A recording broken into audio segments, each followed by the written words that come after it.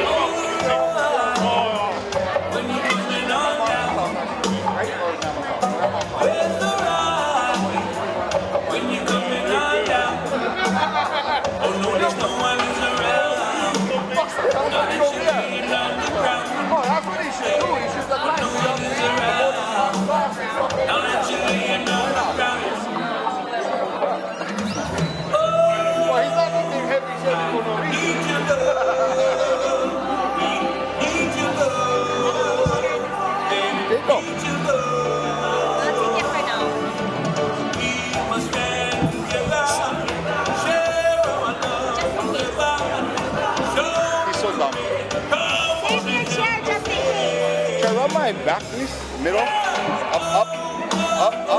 Right there. Up. Right there, yeah.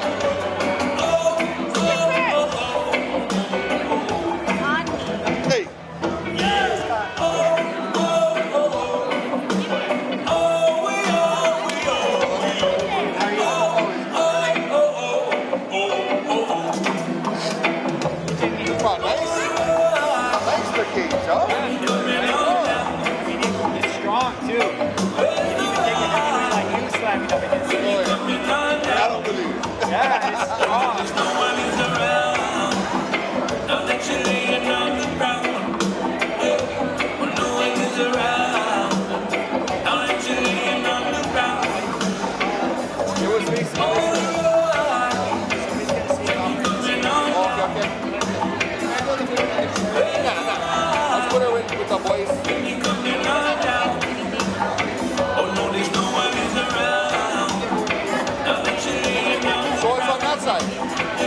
exit, entrance. Oh, you don't size us. I have 4 guys working the gate. Yes, exit only, enter only. Is there any extra chairs on? When the fight's over, after the interview with you, walk out the door.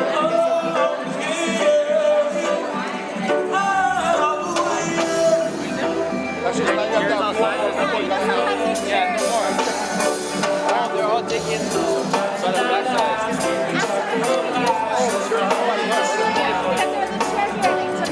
Where's the partner? There's a chair that you can get.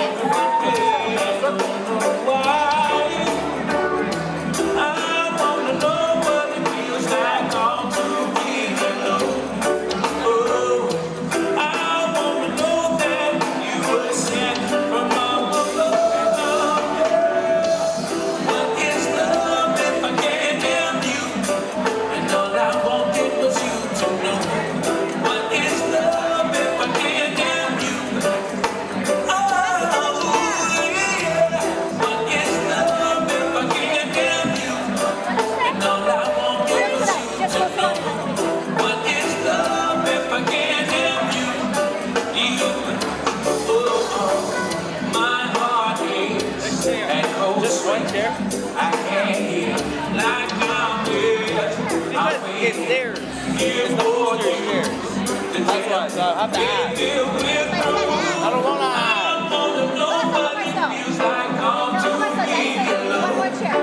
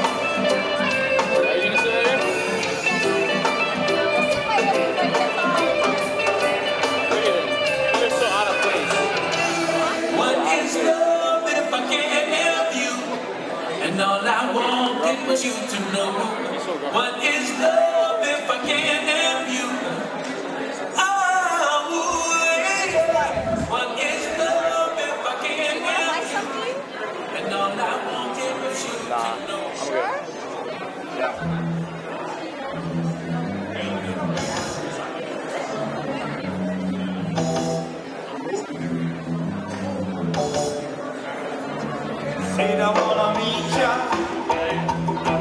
next Saturday.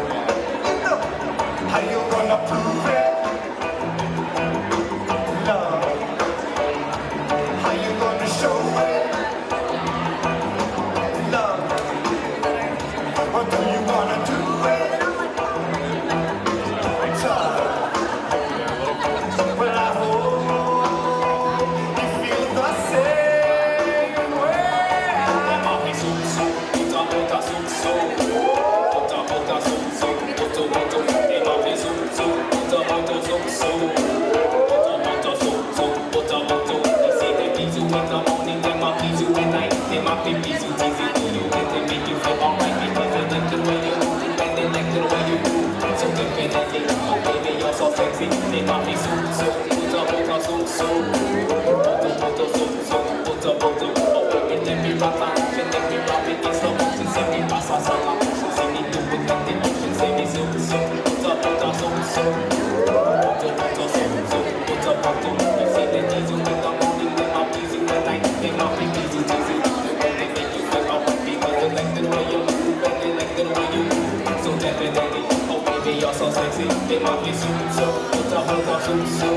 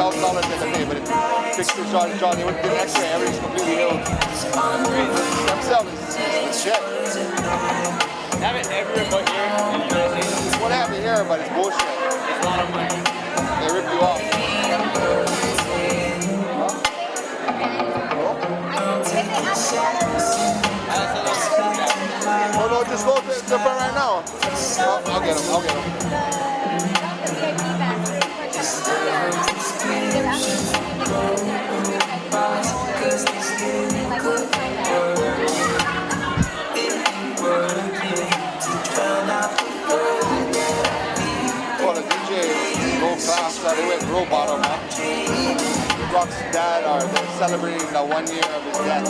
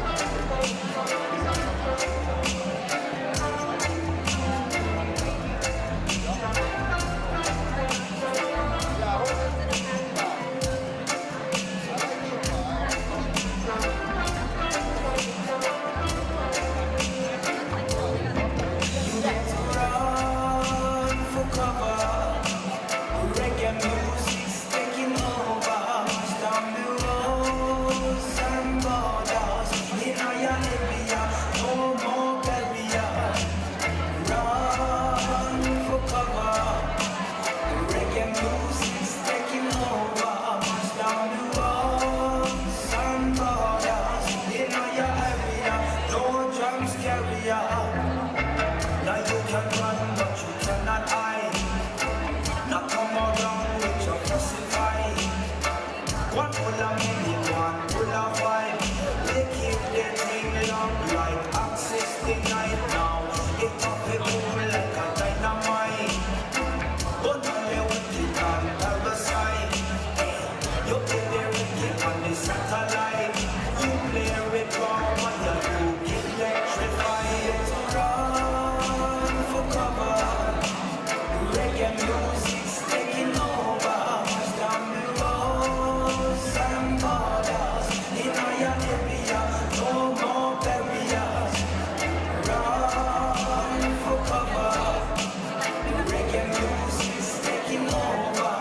Down the roads and borders. In our area, no germs carrier. Give me the Jones, come give me the rice. Fill up your appetite. It's up and take you to a higher height. We never gonna stop away out the green light now. So I live your happy life. Some reggae music make you realize there is even no compromise. Wash out your heart, come get purified. Run for cover. Reggae music's taking over. Down the roads and borders. In our area, no more barriers. Run for cover. Reggae music's taking over. Down the roads and borders. In our area, no germs carrier.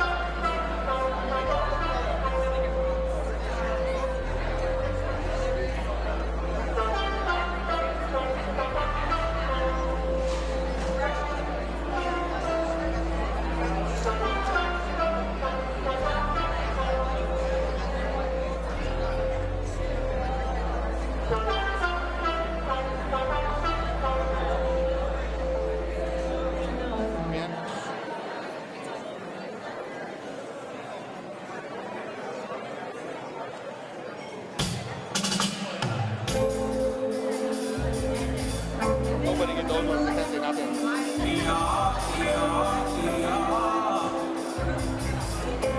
Those bozos watch it. Just watch.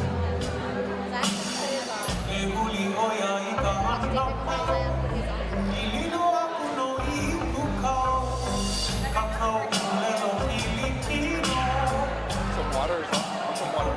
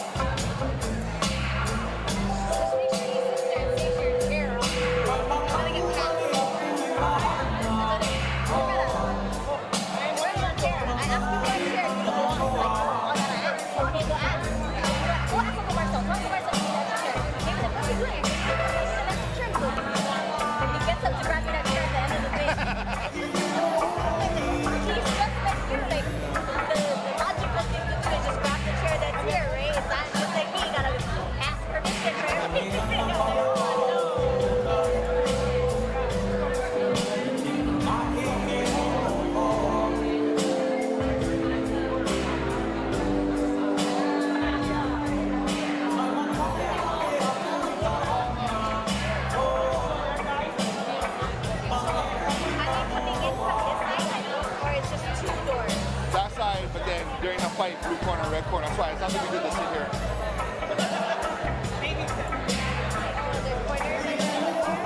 Corners are in the blue, right there where the bench is up.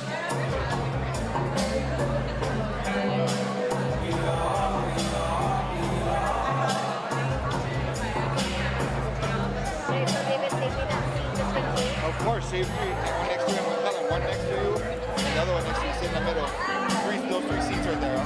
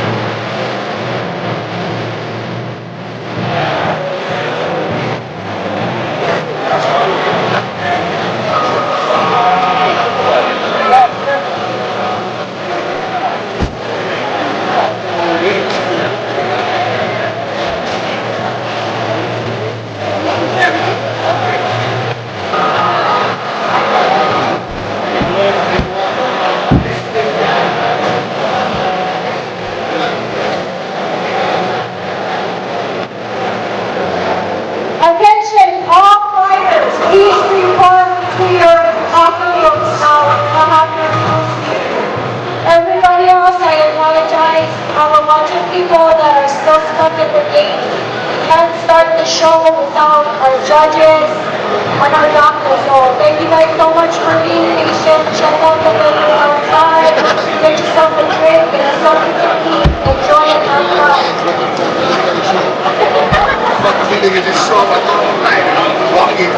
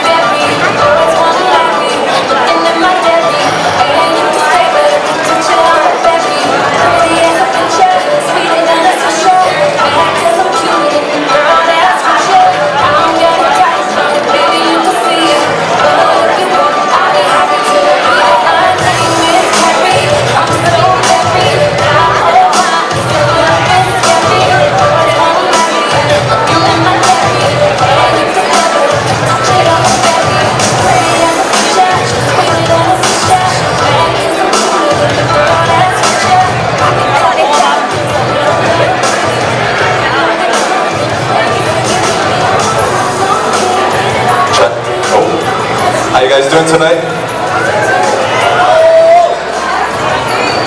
If you guys can see me, I'm going to be going in the cage to throw away some free stuff.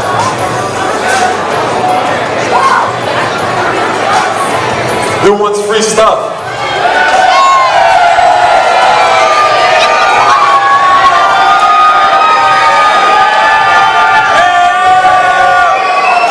Okay. I got some stuff from our vendors outside. We have a loyalty booth over here. Now I'm going to be throwing out some of their shirts. We also have a battle ready here, right outside to your left. And I'm also going to be throwing out one of his t-shirts. So, first up is loyalty.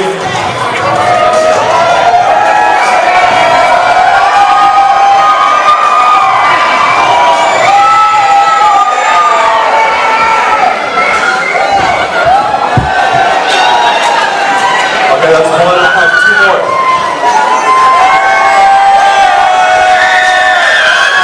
Yeah, this guy's great by it. I'm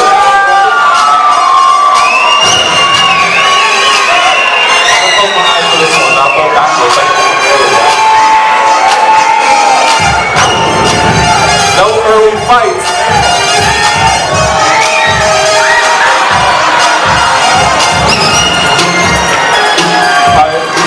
One this side, that's one this side. That is a nice side,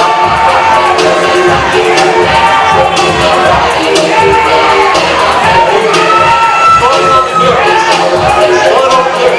3, 2, 1. Alright, everybody that won one of their t-shirts, can you hold it up? Who won a t-shirt? Oh, who won it over here? Hold it up for me? Hell yeah, let me see the back. Nice, nice. Who won it over here? Can I see it? Hold it up. Flip it around for me. Nice, are you battle ready?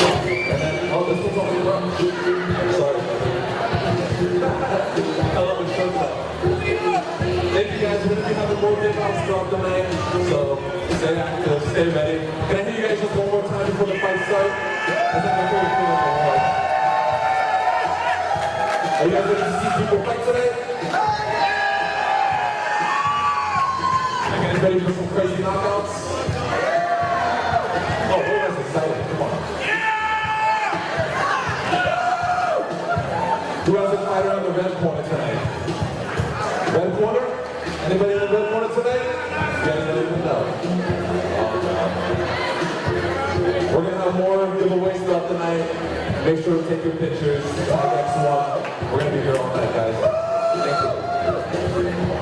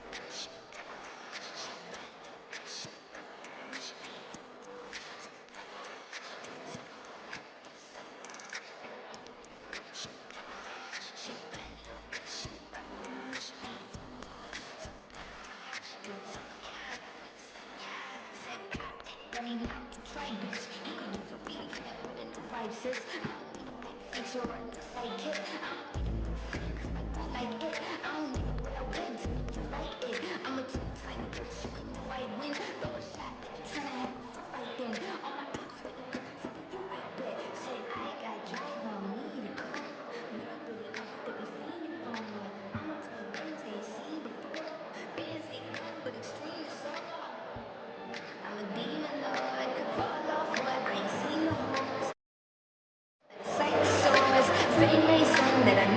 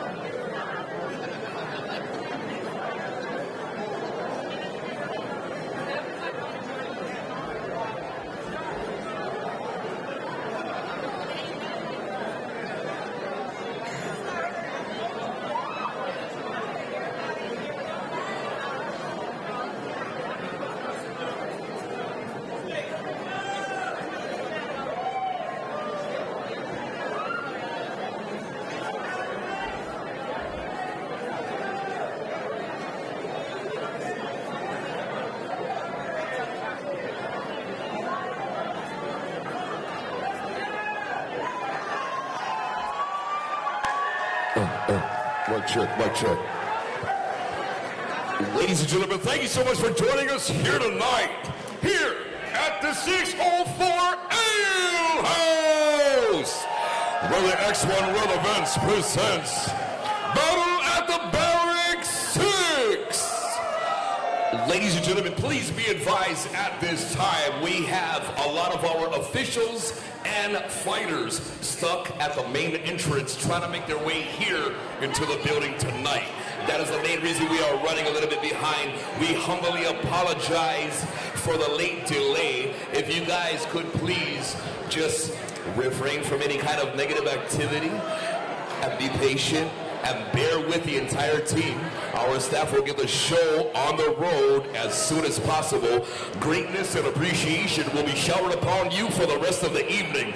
Ladies and gentlemen, if you're ready for some fights tonight, let me hear you scream!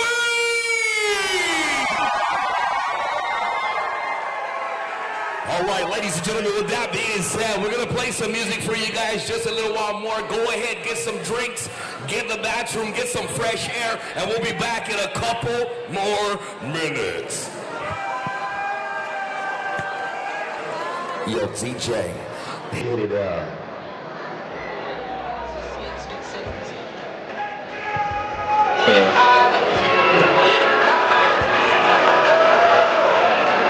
Ja, det er så op.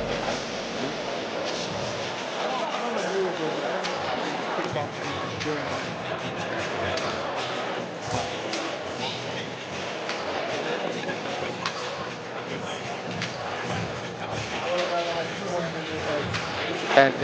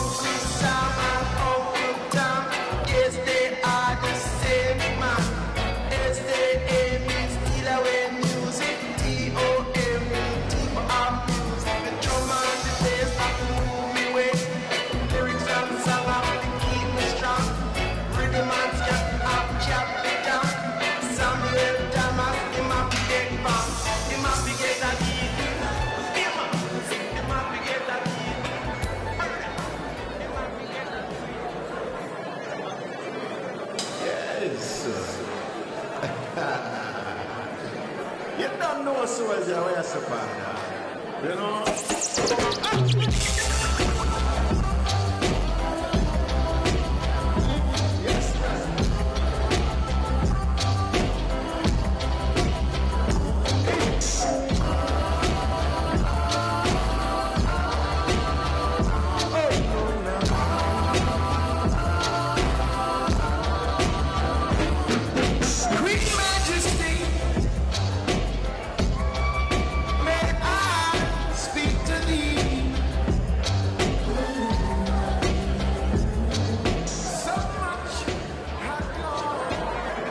Ladies and gentlemen, thank you so much for joining us here tonight, here at the 604 Ale House, where the X1 World Events presents Battle at the Barracks 6. Ladies and gentlemen, we're going to get our event started in just a couple minutes.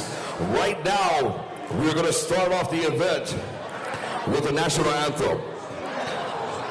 If we could have everyone in attendance, please give a moment of silence for our country's national anthem.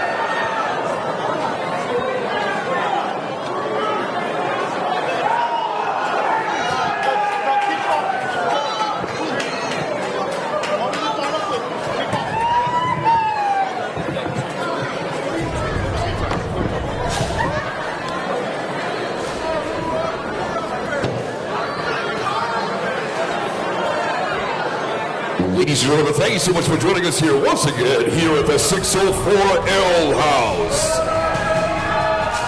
Ladies and gentlemen, at this time, we are ready! The X1 MMA, the proving grounds where the legends are made, is proud to present X1 Battle at the Barracks 6! We'd like to say thank you all so much for coming out to support your local fighter. And thank you all so much to all of our sponsors coming out here tonight. We'd like to say thank you so much for the 604. Thank you to the Infinity Life Center. Thank you to Loyalty Clothing. Thank you to Think Highly. Thank you to the Pipeline Smoke Shop. Thank you to Modelo. Thank you to Corona Excepcion. Thank you to Monster Energy. Thank you to My Kind Grinds. And Run 'em Hard Clothing. When you run 'em hard, run 'em hard.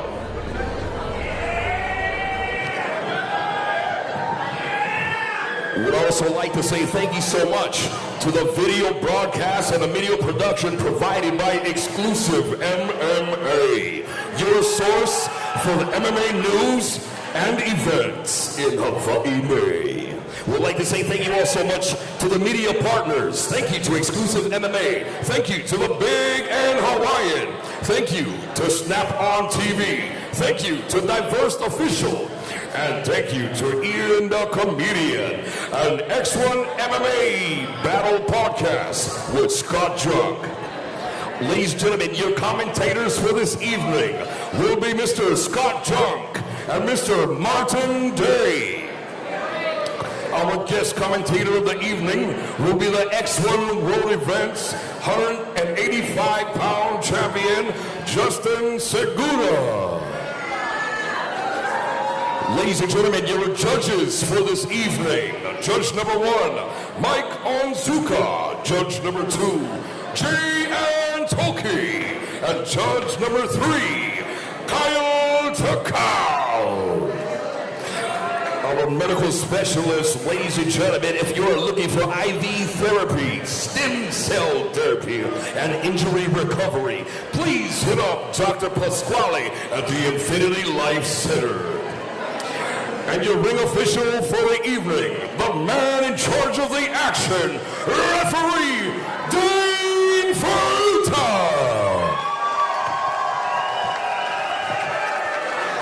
Ladies and gentlemen, this is the first bout of the evening. Our first bout is a 145-pound amateur kickboxing bout. It will consist of 3 2-minute rounds. Introducing our first fighter. This fighter is fighting for the Pacific Jiu-Jitsu Maui. Ladies and gentlemen, fighting out of the blue corner, Luke Vasquez.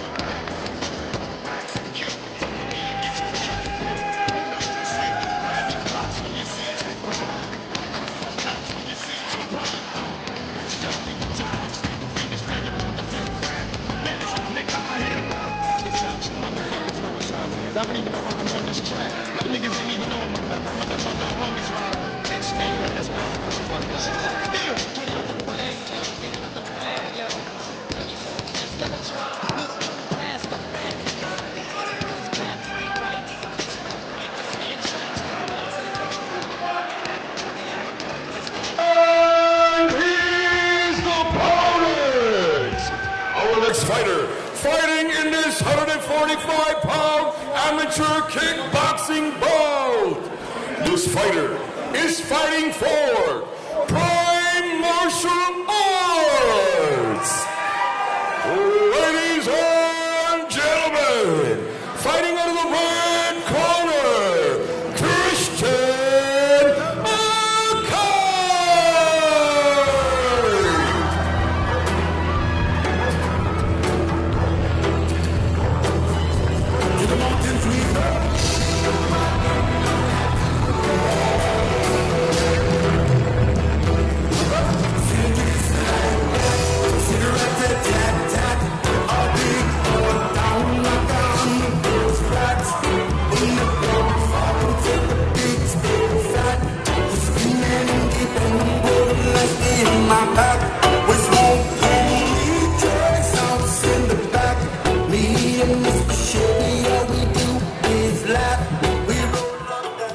They were asking a lot of questions. They thought knees were illegal and they could use knees, but when they do amateur, just pure kickboxing, no knees, no elbows, Yeah, just strictly American. Yeah, so they were pretty bummed about that. Yeah. It's good that they at least allow the leg kicks, but it's practically American style kickboxing with the leg kicks. Yeah. If you don't like all the rules, go pro. Yeah, exactly. Yeah. And Hawaii is one of the very lenient states, you know. Most amateur kickboxing matches, you'd be geared up from head to toe. Headgear, elbow pads, knee pads, shin guards. Oh, yeah. This is as close as the real thing as this is going to get without being in it. It's official. Yeah, this is as close as the real thing as you're going to get. Yeah. And here it's about to start.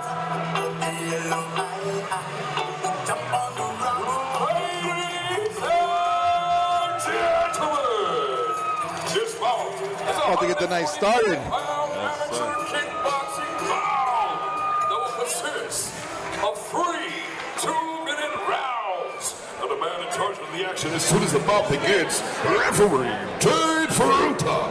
Good luck, gentlemen. Amazing ref. 2 great fighters. Ready to start the night off strong. Straight action. Here we go. Yeah.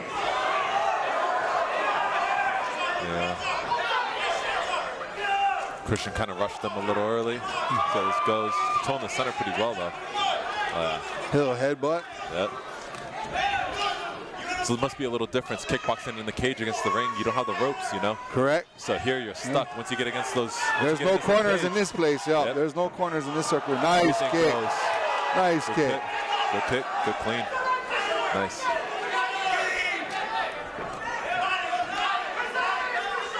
This is a new cage, new mat, new canvas, everything. Everything's brand new. These are the first people to fight in it, if I'm not mistaken. Nice kick. Yep. Luke's corner Strong said a couple of strikes. things. They said, hey, Luke, you're in a fight, bro. Let's go. I like that. Yeah, you have to. Bingo.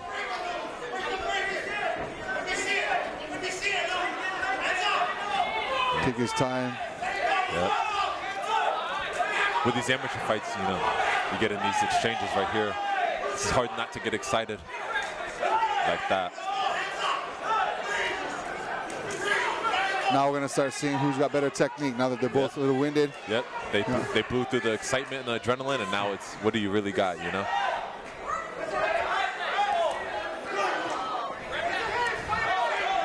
He's gotta get down.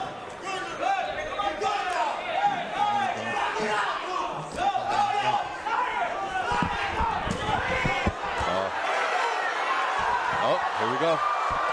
The beginning and the end, maybe. Luke started to shell up a little bit. We got Christian teeing off. It's becoming a slugfest. Yep, now they're starting to slow down. Yes. Breathe, just use a your straight, technique. big Yep. slugfest. Christian's on top of him, but Luke looks like he's melting. Good first round, good first round. Good action, good action.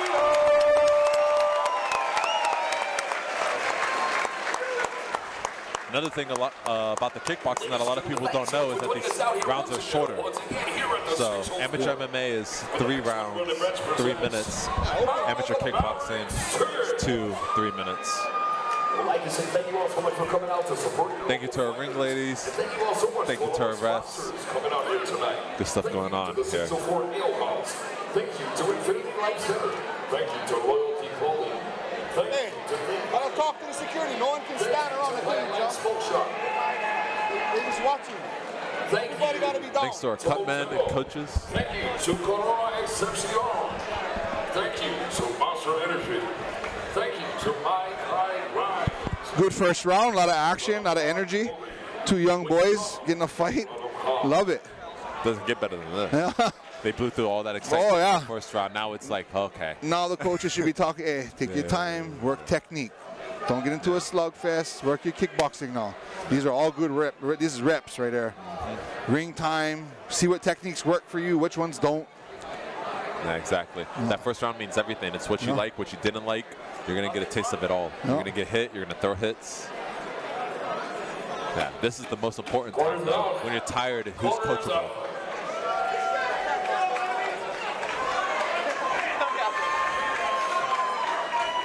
Both seem ready to go.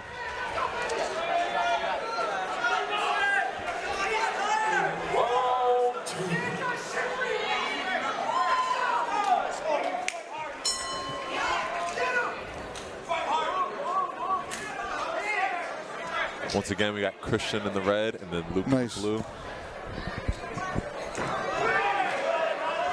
can definitely see them slowing down. Yeah, So the adrenaline this where it shows, right there. This is where it shows who's really got it. Oh, caught him. Yep. Nice. Oh, caught him Good back. right hand. Good right hand by Christian. Good return from Luke.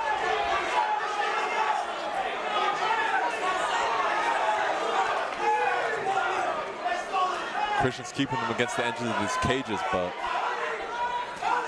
nice defense. If Luke wants to win this, he has to stay in the center and stay steady on the focusing on the striking. There you go. Yep. All the people behind you, though. Script. Nice. Luke's corner is screaming good. Christian's coming back off the cage. Oh, nice combination. Yep. Oh, teams at the same time. These are great exchanges.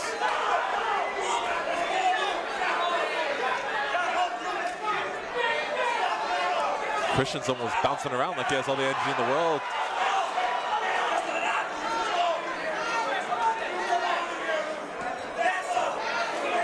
Luke's definitely landing the cleaner shots this round. Yeah, not mistaken at all. Yeah, both the defenses definitely went down this round. You can see the cardio fading away. Oh yeah, they don't feel those face punches anymore. Nope. Oh, nice. Nice. Nice.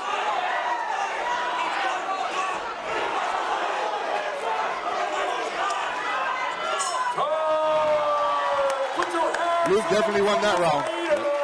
Definitely won that round. I don't know from the judge's point of view, but I know from mine, I definitely at least 1-on-1. Ladies and gentlemen, thank you so much for joining us here once again here at the 604 L House, where the next one world events presents Battle at the Barracks. Thank you all so much for coming out to support your local fighters. And thank you all so much to all of our sponsors coming out here tonight. Thank you so much to the 604. Thank you to Infinity Life Center. Thank you to Loyalty Clothing. Thank you to Think Highly. Thank you so much to the Pipeline Smoke Shop. Thank you to Modelo. Thank you to Corona Excepcion. Thank you so much to Monster Energy. Thank you to My Clyde Grimes. Corners out! Corners out! All right, we got this third and final round coming up of this kickboxing match to start off the night. Oh, yeah. Last round for the first kickboxing match Put your of the hands night. together for your fighter! Gotta put it all out there. This can go either way. As we enter the third and final round. Have somebody sitting with this chair. Wait, have him. Yeah, this fight could go either way. Like I said, I agree. If this First round was close. First round was close. Definitely Luke had the advantage in that second round. Yeah, someone's got to show something here. Yeah. Whoever it is, they better put it all out there. Yep. Nice clean right hand from Christian. Another right, big heavy right hand. Ooh, Christian has to stop clinching. There's no knees. There's no reason to clinch. Yeah, there's no good in the clinch. Yeah, here. you can tell they work knees at their school and it's messing him up. Yeah. Here they're doing perfect from the distance they're at. Staying in their striking ranges. Yeah. Nice.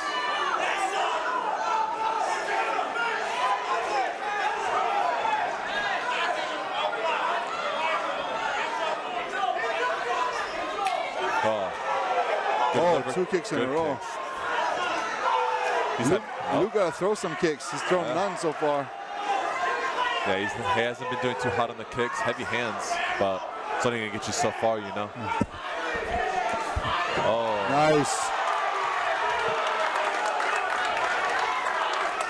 That is Luke's second knockdown from push kicks. Oh, got him. Backhand. You got to keep the energy up. There's only about a minute left at this point, you know. You have to put it all on the line. And it seems like Luke is willing to do that. Another good straight up the middle. Now he should fake that, go to the head. Yep. Good uppercut. Christian looks like he's getting lethargic.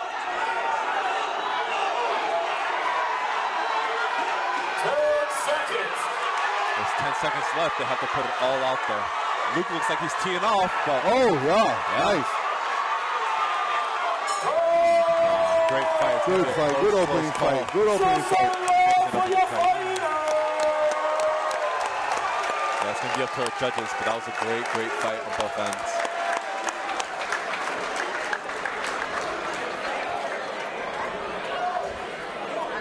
Good job, boys. Good job. Wait on the judges' deliberation.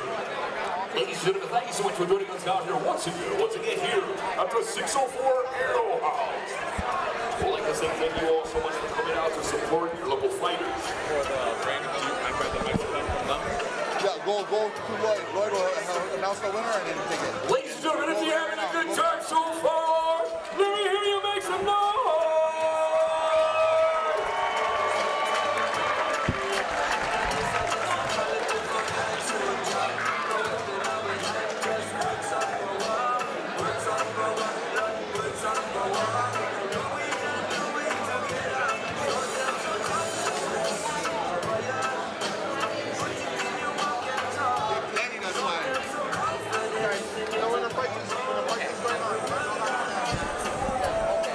He got that.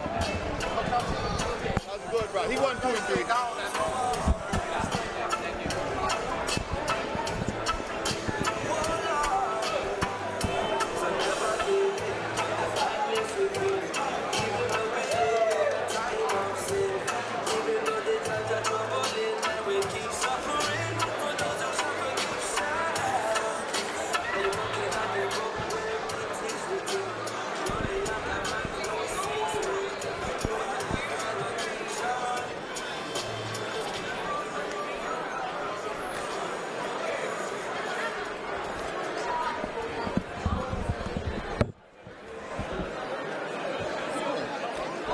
Ladies and gentlemen, put your hands together one more time for your fighters coming out here and putting it all on the line.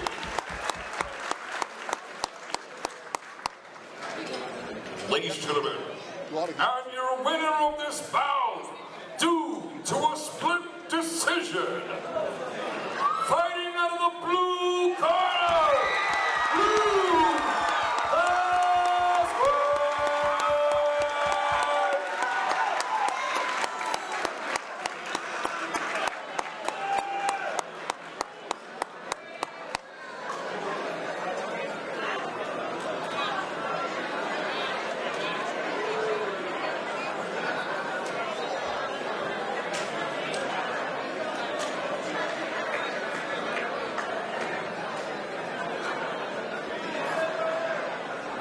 This is Luke. We're going to get our picture real quick.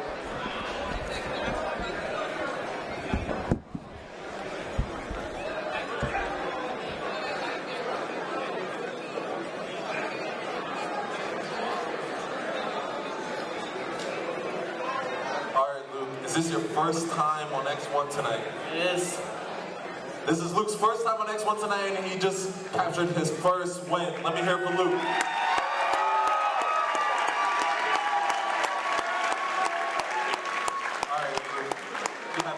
Any friends, family, gym that you want to shout out real quick, and then we'll get to the nitty gritty. Shout out, Lux Aloha, 100% Hawaiian, and Maui Auto bed lining. Yes, sir. Also, shout out Drea. Thank you so much for that. That was an amazing fight. Great way to start the night. Everyone's finally ecstatic. Just real quick, give me your thoughts on what was going through that fight and what made you give out that last bit of effort that you needed to get that win. Bro, I just had to let him go, bro. Just don't hold him in. Don't hold him in. Whatever you got going on, just let him out. Let him out. All right, so you mentioned that you flew here. Do you have any message for your family back home or friends back home that maybe have never been here or would like to come see you fight in the near future? We fucking did it, baby! All right, guys. Luke, thank you! Justin, give the mic back.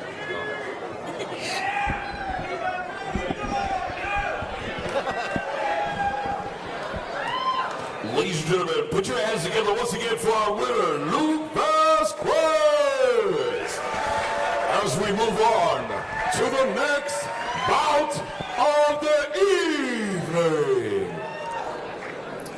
Ladies and gentlemen, our next bout is a 155-pound amateur kickboxing bout.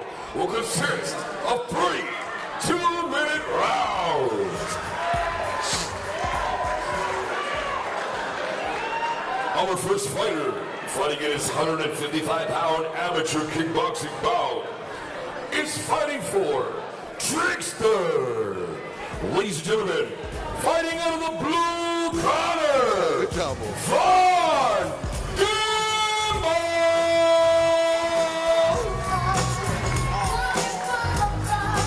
So it's your first official winner interview. How'd that feel? How'd it feel? Oh, that was a little weird. It feels weird being on the other side, job, man. bro. I feel all the gratitude they feel. It's just different being on the other side of it. Right? First time, you know? You get to celebrate the energy with them, isn't it awesome? Exactly. It's great. It's great. Yeah, so we got coming out Von Gamble from Trickster Fighting Club.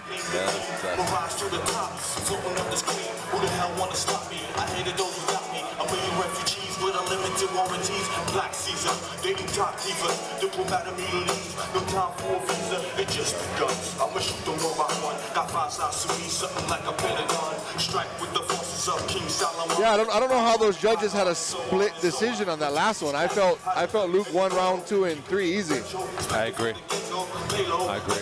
But it is what it is. You could tell that Christian does Muay Thai. Yeah. Because he kept grabbing the clinch, and he had to hold the knees back. He had to hold that sucks. Yeah, I think the game plan was a little mixed up there. To be fucking training wheeled the night of the fight, not knowing you can't throw knees, that's rough. Mix it up. That changes your whole game. Yeah. Especially if you love being in the clinch. You could tell he grabbed that clinch so fast, so many times. Yeah. There's no reason to. If there's no knees, there's no reason to clinch up. Yeah. Exactly. But we adapt, we overcome. That's exactly what Luke did, you know? But think about that. You adapt and overcome. But what if it's his first fight and he's had that adrenaline dump and he's going back into muscle memory where boom, grab the Thai clinch, boom, grab the clinch. You know what I mean, right? Yeah, you can see that. And his opponent, our next fighter, fighting in his 155. Vaughn, he's got a good look to him. Amateur kickboxing bout. Our next fighter is fighting for the Hilo Boys MMA. Bradley Roca, he fought MMA at the last event when you won your title. Yeah, that was there. Yeah.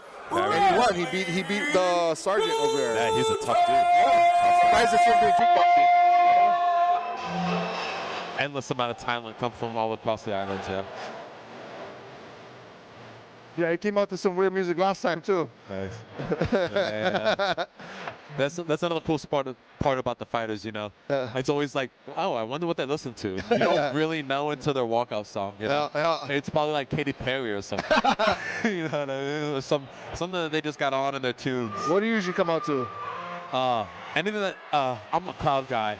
I think of whatever makes other people feel good. It makes people feel good, it makes me feel good. Smart. So I don't care what the song is, but if the crowd's screaming, I'm screaming. Like, well, no, nobody's heads are bumping to this. Exactly. Yeah, exactly. Like my last fight, I did Encore, Jay-Z, and Linkin Park. You know, just a popular song everyone knows. You know, it's good. But no hate. You like what you like. It is what it is. I ain't got no valuable. No, I feel it. This is rough.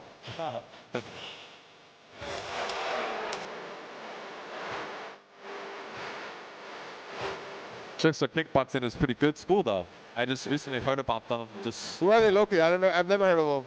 Here locally. I don't know where exactly in the island. Like I said, I just recently heard about them when they came to us here at the Combatives MMA show. Yeah, hold on one second.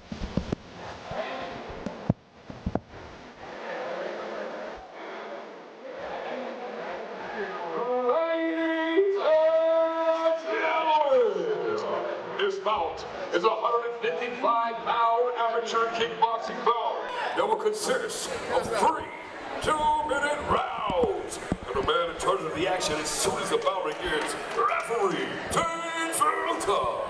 Good luck, gentlemen. Another kickboxing Really appreciate referee Dane too. He's doing all 9 fights tonight. That's crazy. Only rest tonight, huh? Oh.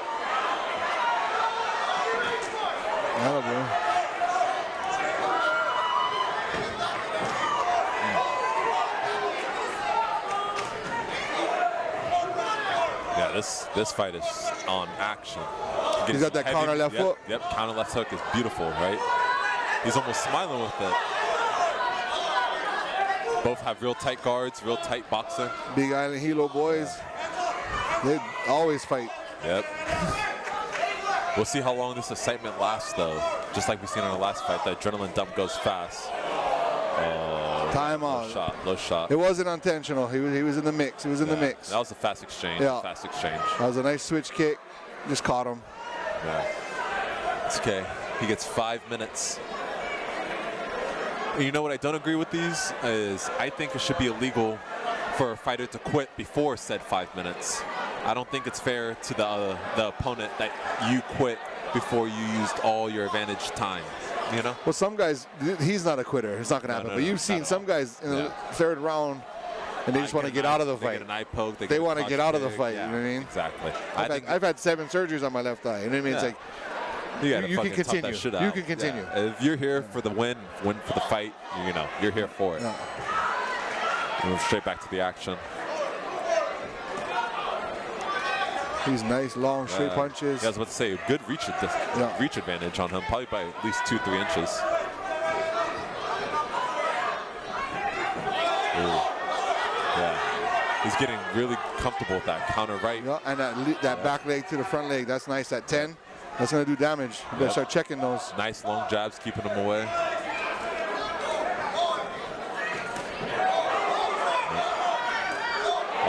Bradley started to close in the distance, though. He started to get him on his hind legs.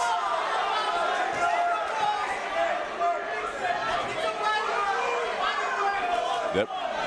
He's trying to close the distance with that overhand, but he's going to have to clean up that technique some. Oh, just like that. Exactly. Perfect timing for what I said. I like Roka's defense. It's clean. Yeah, it's perfect. Hope I didn't just jinx him, but he's doing good.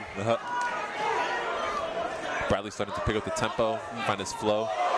Some fighters are just, see? Just like that. He found his flow, he found his rhythm. Some fighters just need it. I got the knockdown, hands touch the ground. Yep. Hands touch the ground. That was a clean punch. Look at him, he's dazed. He's trying to catch his breath. Yep, that was a clean punch. Oh, saved by the bell. And that's what we talked about in the rules meeting. Make sure you protect yourself at all times. Yeah, you never know. It's hard to hear that bell. That was tough. Yeah. Especially in fast exchanges like this. Yeah. The bell's the last thing you're listening for. Second round of the bout. Ladies and gentlemen, you guys having a good time so far? Let me hear you make some noise! All right, everybody, we'd like to say thank you all so much for joining us out here once again here at the 604 Ale House. Where the X1 Road Advantage presents Battle of the Barracks 6. We'd like to say thank you all so much for coming out to support your local fighters. And thank you all so much to all of our sponsors coming out here tonight. Thank you to the 604 Ale House. Thank you to Loyalty Clothing. Thank you to Modelo. Thank you to Corona Excepcion. Thank you to Monster Energy. Thank you to My Kai Grinds. Thank you so much to Run 'em Hard Clothing. Thank you to Loyalty Clothing. Thank you to Think Highly. Thank you so much once again to Dr. Pasquale at the Infinity Medical Center. Corners out, corners out. Yeah, Bradley won that first round. Yeah, I agree. He definitely picked up the pace in that second half of the round.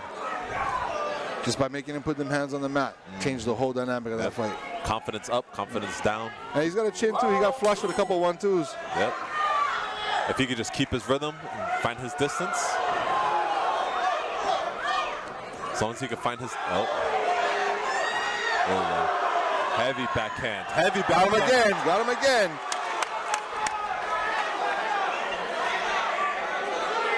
Seems like he's contesting it, but that looked like a clean knockdown if you ask me. No, that was overhand right. Yeah. Face danger, face danger. Yeah, if you don't want to get hit in the back of the head, then don't look down. Oh, there it is again. That was oh, and caught him with the left hook. Oh, but that looks like Vaughn's pissed off. Yep. Oh, dude. That's 2 knockdowns, 1 round? Or is that not counted as a knockdown? Yep, he's counted as a knockdown. But he said it's up to his discretion. His discretion. If he wants to stop it or not. Okay. Vaughn looks good. That was like more of like a trip. Okay. One more and it's over. Okay, yeah. So we're still doing, that's it. 3 knockdowns, 1 round. Can't ask for a cleaner fight. Put your hands together for your fighter. Good work, everybody. That was amazing. Good fight. Yeah, that back overhand right was insane. On point. Once I said he found his range, he found his rhythm, he knew exactly what he was going for. Yeah.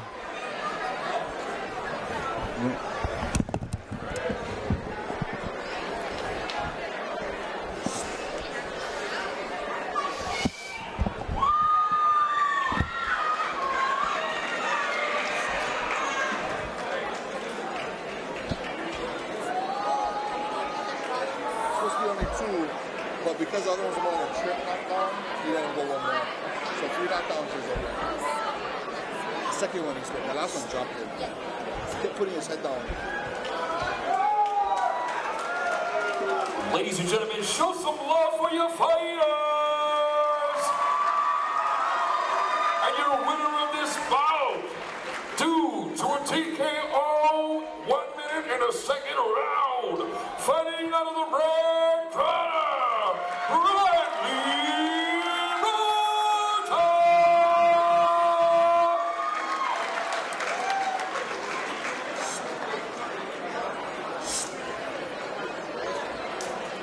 Let's hear it one more time for a winner. What's his name?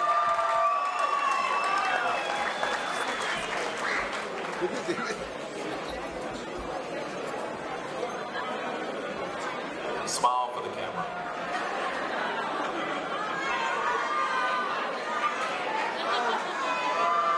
All good, all good. How you doing? Good.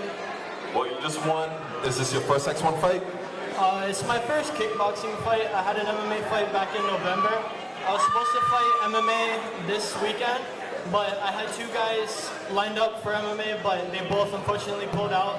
So then Gamble stepped up on a week-and-a-half notice, so he has absolutely no reason to hang his head low.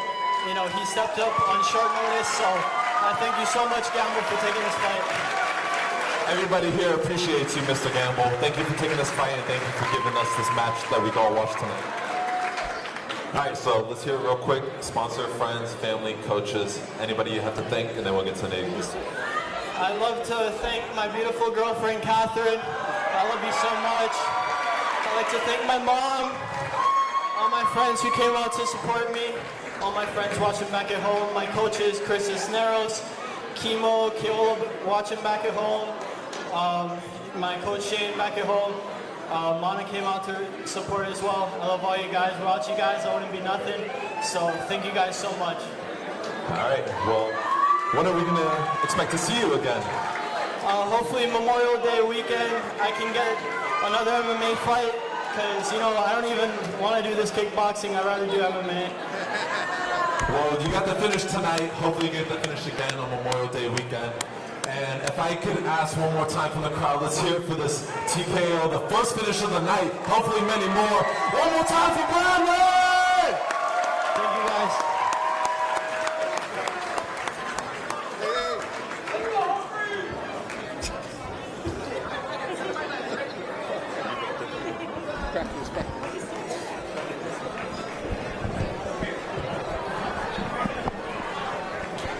Ladies and gentlemen, one more time for our fighter, Bradley Rota, fighting out of Hilo Boys MMA.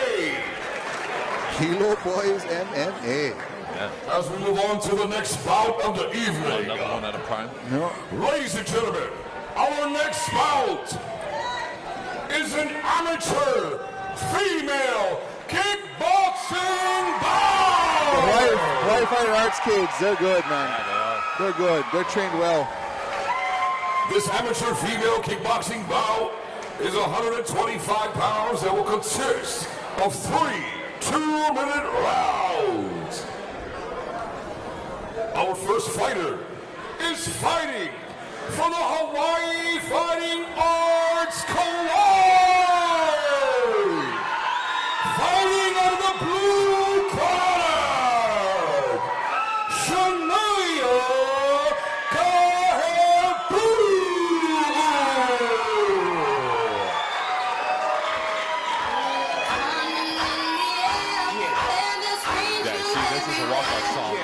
People know it. They feel it. They're vibing, huh?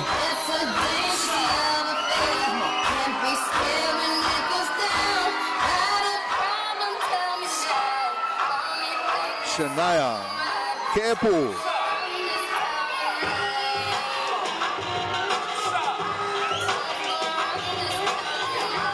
The school had a lot of X1 fighters come out of Hawaii Fighting Arts.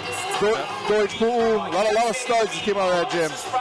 You know, right now they got a couple of guys in the league, pro guys right now, all over the mainland. Yeah, I think her teammate, the male, and their coach too was telling me that, you know, he's been coaching and training for a long time, all the old guys from back in the day here, when people like Kaleo and Harris Sarmiento were fighting each other. When people like Kaleo and Sarmiento, Harris Sarmiento were fighting each other, he was coaching. Yeah. I was like, man, so that means you were fighting before them. Yeah.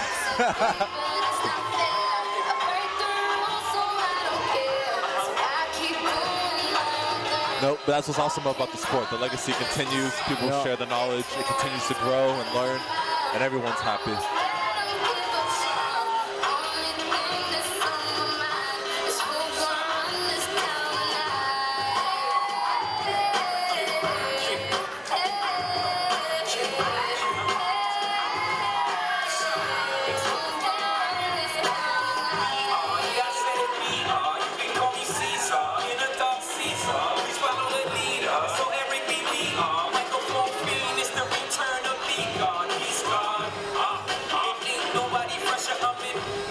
Looks like they agreed on the no shin guards.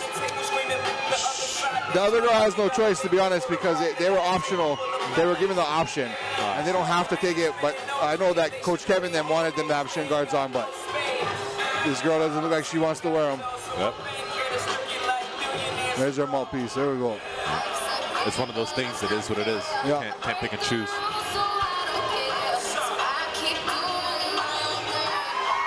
She's long, tall. She's got strong-looking legs, hamstrings. Our next fighter, fighting in his 125-pound amateur female kickboxing bout. This fighter is fighting for prime martial arts. Ladies and gentlemen, fighting out of the red corner,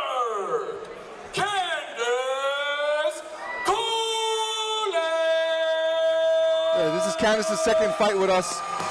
She won a decision in her first fight. It was a close decision. She won. She had a lot more kicks than the other girl, but you could tell it was her first fight ever. It was real green. But again, that school, they train hard over there. I know that.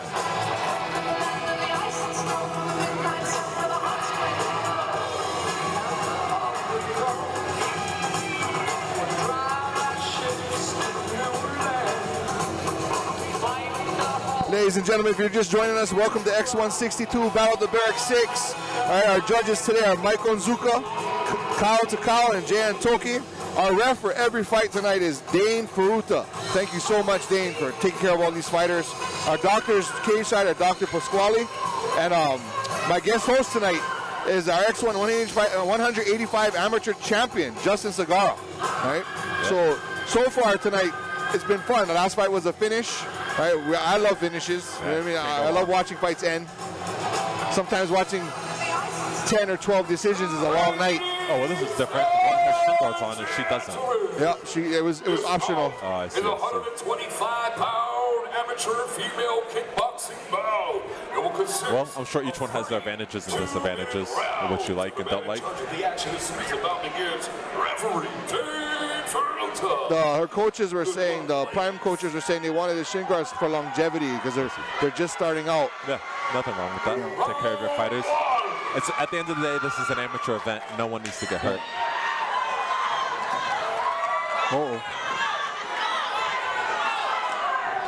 But Candace is coming out like she wants to hurt somebody. Yeah, it looks real robotic. Yeah.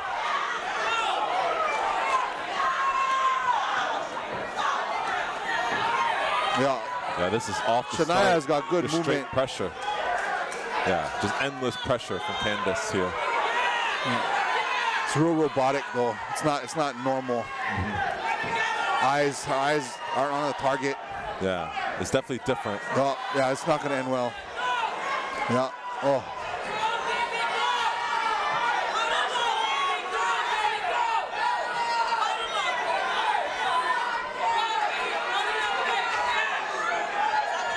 Yeah. Diana's trying to use her long jab. I mean, she has these long arms, but she just cannot keep Candace off of her. Yep, Shania's got good hands. Yeah. Oh, there we go. Oh, there's nothing for anybody in the clinch, so. But I get it. She's trying to control this distance. Yeah. Candace is rushing this. She's just stabbing. Stab the jab, stab the right hand. Stab the jab. It's working. Nothing wrong with that. No. Keep it clean. Keep it efficient. Nothing in the clinch Nice. again. Lock it up. Yep. She's going to box her to sleep. Then all of a sudden she'll start throwing some kicks, huh?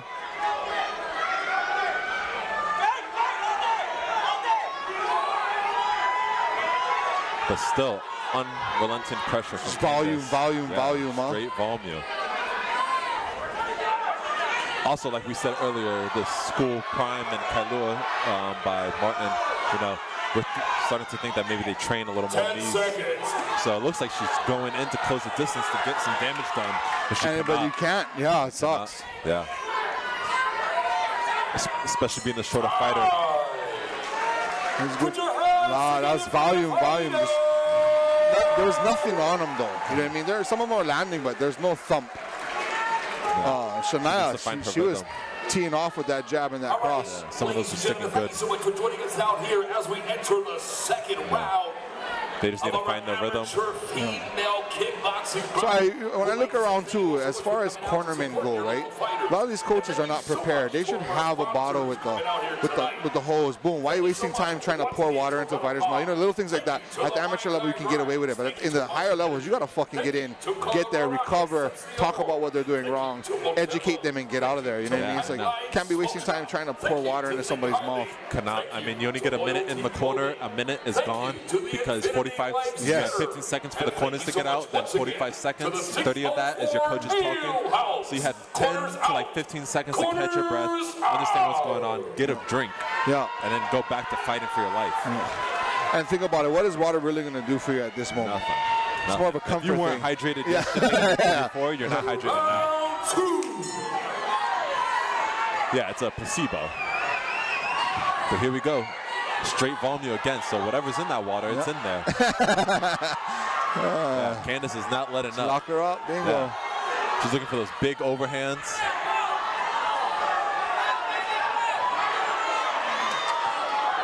She's smothering, huh? Yeah, she's smothering her. Trying to slow it down with the distance and the clinch breakup, but it does not look like she's catching it. Bingo.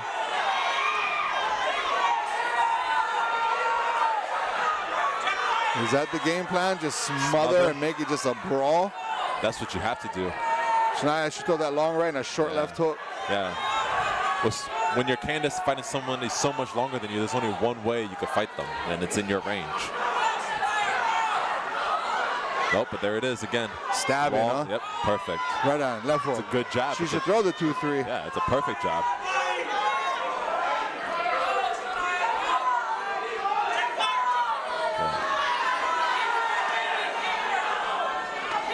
Nice left hook to the body. Yep, that was a good body shot.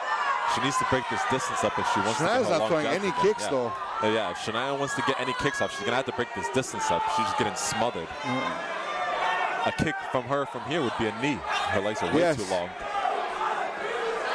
Well, is it working? Is the smothering working? Shania's gas tank going down. Yeah, who has the bigger gas tank in a point like this, you know? Obviously, Candace is not giving up. Oh, she's breathing really heavy. Yep, right there. There it is again. Back to the kicks. Yep, punches are getting slower. Nice hook to the body. It looks like Shania's being able to take these hits, but she's not returning with too much. She gets that long jab, and she needs to get some distance to get some kicks off. I'm not sure of the rules either. If you don't throw kicks, do you lose the round? Do you have to kick in a kickboxing match? I think there's like a limit. You have to throw so many kicks per round. Should always be a necessity. Yeah. Otherwise, boxers would just do kickboxing all the time to get fights.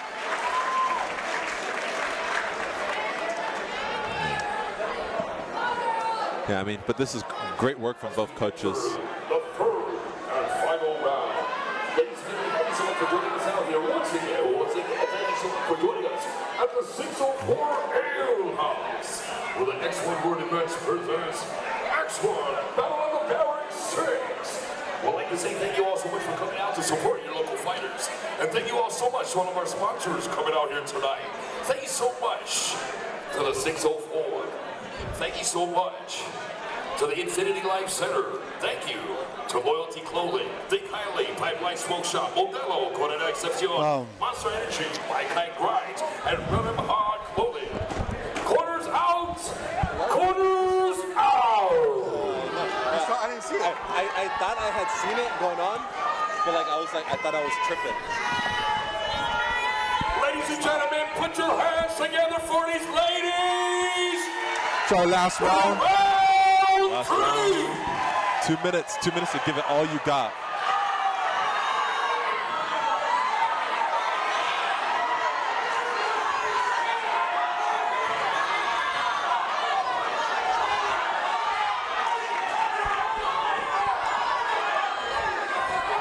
Smother. You're not supposed to be able to clinch. Yeah. No clinch. No good clinching. Yeah.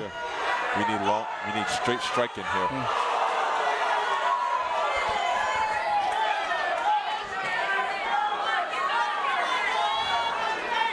I wonder what the judges are thinking, because none of these, I don't know if these punches are landing clean or not. But at the end of the day, I have to give it, you know, Candice is going in there, she's closing the distance, she's giving these hits. But on the flip side of this, cleaner shots, right? Yeah, exactly. Who's getting the cleaner shots? There's finally a kick. Yeah.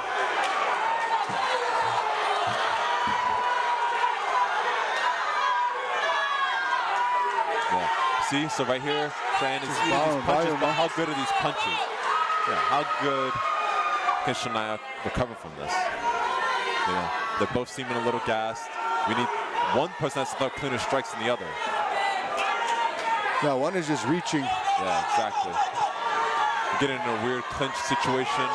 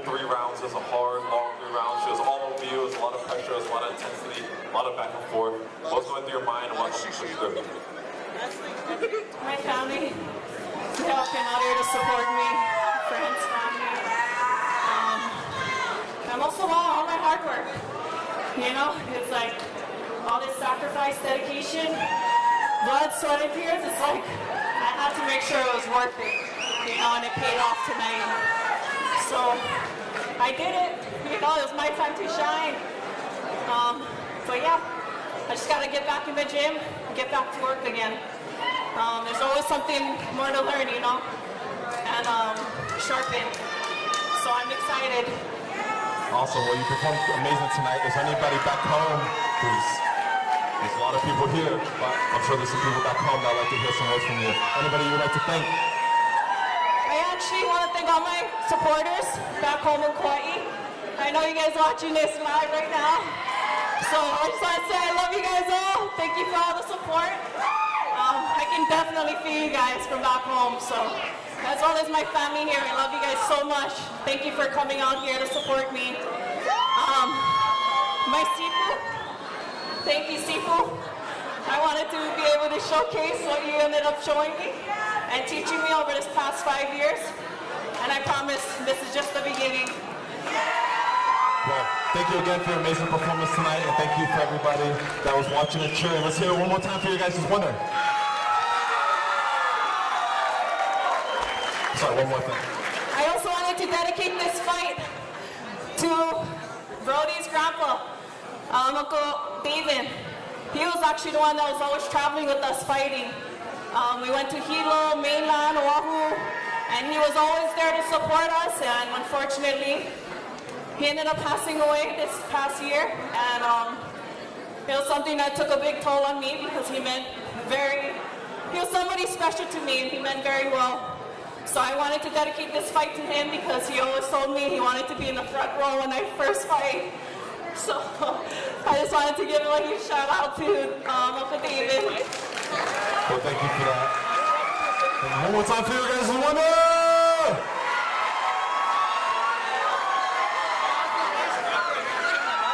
Ladies and gentlemen, put your hands together once again for your winner by unanimous decision, Jasiah Kamakele.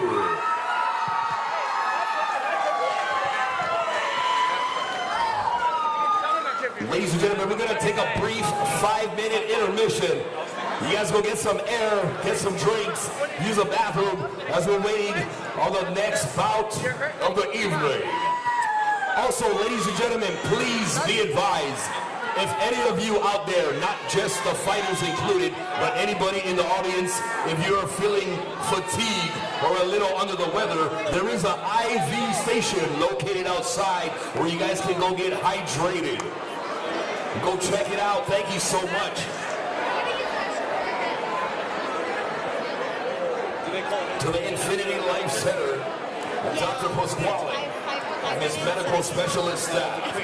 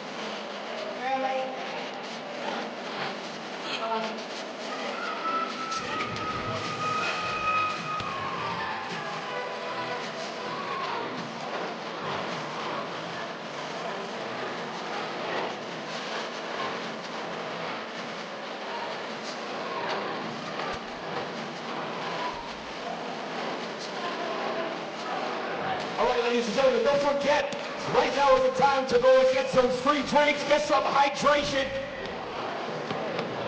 We got a brief intermission right now. Coming up for the next bout. You guys take your time. Get some food. Don't forget, right outside there's a IV hydration booth. If you guys feeling a little fatigued or under the weather, go out there and check that out. We'll be back in just a few more minutes. Don't you go away.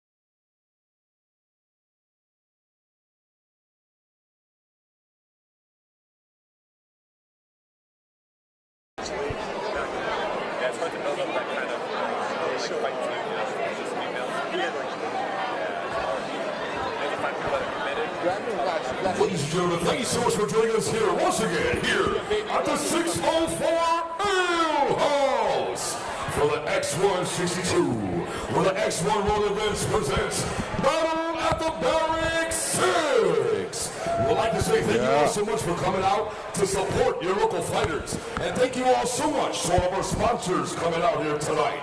Thank you to the 604 Ale House. Thank you to Infinity Life Clothing. Thank you to Loyalty Clothing. Thank you to Think Highly. Thank you to the Pipeline Smoke Shop. Thank you to Modelo. Thank you to Corona X Concepcion. Thank you to Monster Energy. Nah, Thank we're good, you bro. to My Kind Grinds. And thank you so much to Run 'em Hard. Where you gotta run 'em? Run 'em hard.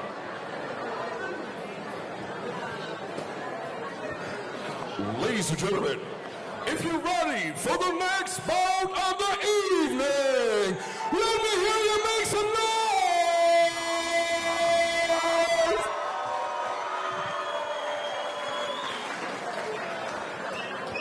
Ladies and gentlemen, our next bout is a 145-pound amateur kickboxing bout that will be governed under K1 rules. It will consist of 3 2-minute rounds.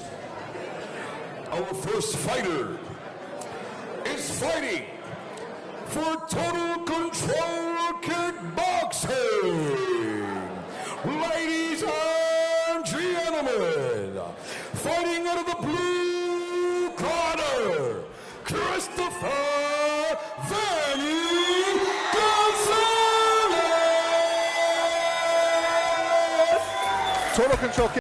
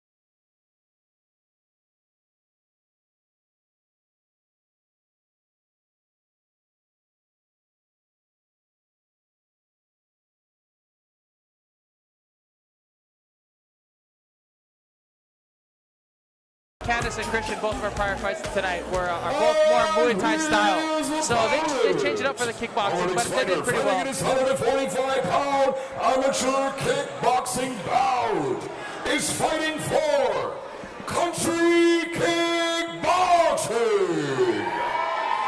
Ladies and gentlemen, fighting on the red corner, Arlo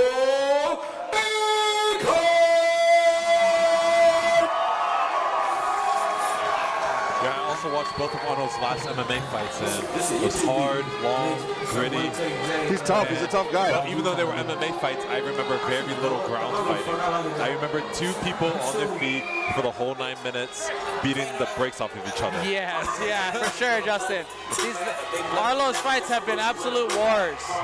And yeah, I don't think no one even thought about a takedown in either one of those fights, if I recall. They were just standing up and trading blows the whole time. Hezekiah, their first fight, Hezekiah had to take him down because Arlo was coming. Oh, did it? Okay. Remember, Hezekiah had those big takedowns. That's right. But Arlo was coming. That was a great fight. I think I meant more so on Arlo's end. Yeah, 100%. Yeah, he doesn't go for takedowns. Even in the rules meeting, when we're stating all the rules, the questions he asked, we just know he loves to fight. Yeah. I mean, that's good, though. That's what you want to see from up-and-coming athletes. Yeah. You want to see energy. You want to see excitement. You want to see violence. You know, this is a violent sport. So at the end of the day, you know, if you get 2 guys in there that just want to beat each other up, you're going to have a great night. And I'm thinking, when I look at the 2 body types, Arlo looks just like the bigger, thicker fighter, too. He's a lot taller, right? But from what I've heard about Chris is legit.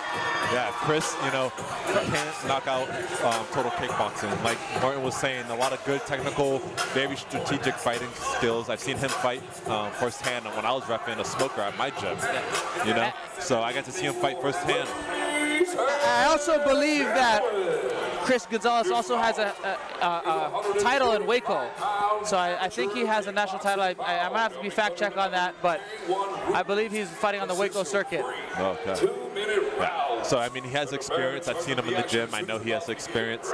You know, it's just when you turn on the lights and the camera's on, like how much do you really have?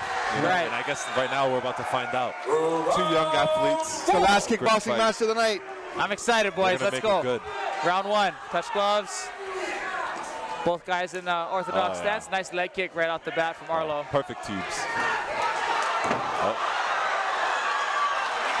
Gonzalez showing some quick hands early on. Nice leg kick again by Eckardt. Oh, nice left hook by Arlo Eckardt right there. Good healthy punches. Arlo Eckardt does look a little bigger too, to me. Yeah, the size difference is there, maybe a little body maturity. It's hard to tell about the age, but... No, they're both young guys. Both young, yeah, of course. Yeah, beautiful striking here early on from Chris Gonzalez. He stays nice and tight, breaks the pocket with a kick there, and a double up on the left kick. Great job. His front leg is staying active with the teep and the front kick. Good open knees, which are perfectly clean. Nice hooks off the fence by Arlo Eckardt. And here comes Arlo Eckardt again, charging forward. This is going to be a fight, guys. This is going to be a fight.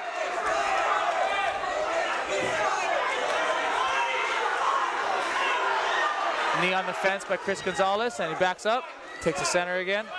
Yep, like I said, an amazing technical fighter. He's holding the center. He's trying to keep him against the cage. Absolutely. He's using his weapons perfectly. He is, Justin. Very, very promising young fighter here. Both guys. Nice knee.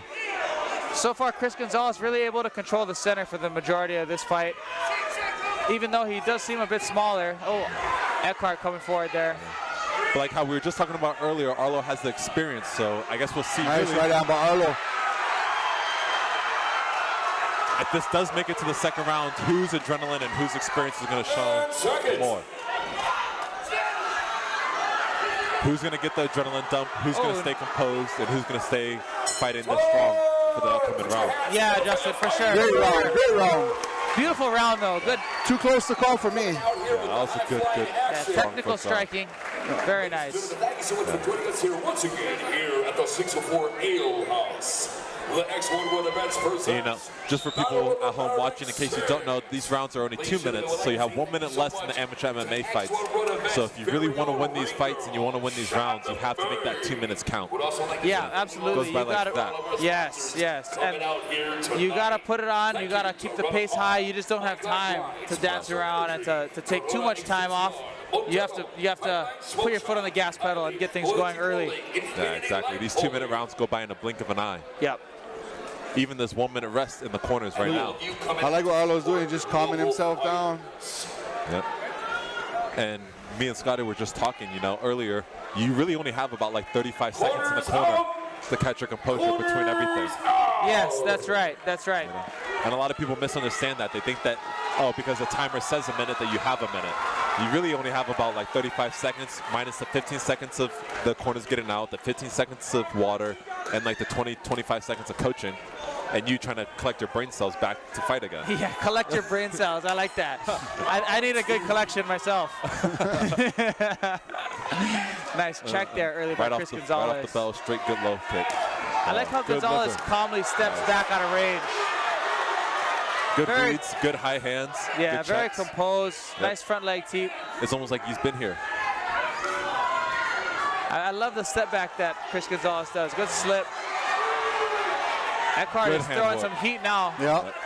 He needed to warm up and catch his rhythm. Another great low kick. Perfectly placed. Yep. I love that little step back by Chris Gonzalez. Switches stance, straight left. Arlo takes the center. Ooh. Good heavy hands from both. Oh, nice knee there by Eckardt. And nice Chris Gonzalez knee. right back at him. No. Oh, that was a nice kick. Nice teep right to the face. Yep, that was left perfect hook. technique. Oh, I like Superman it. off the cage. It almost worked. Yeah, though. you got to use what you can. Yeah, it almost worked. The cage is here for you. Nice, good open knee from Chris.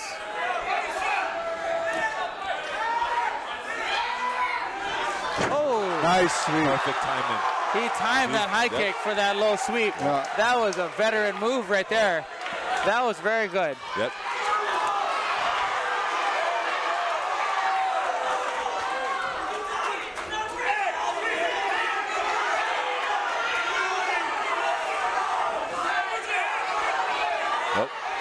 We're getting close up. Close up that was range slick. That was slick.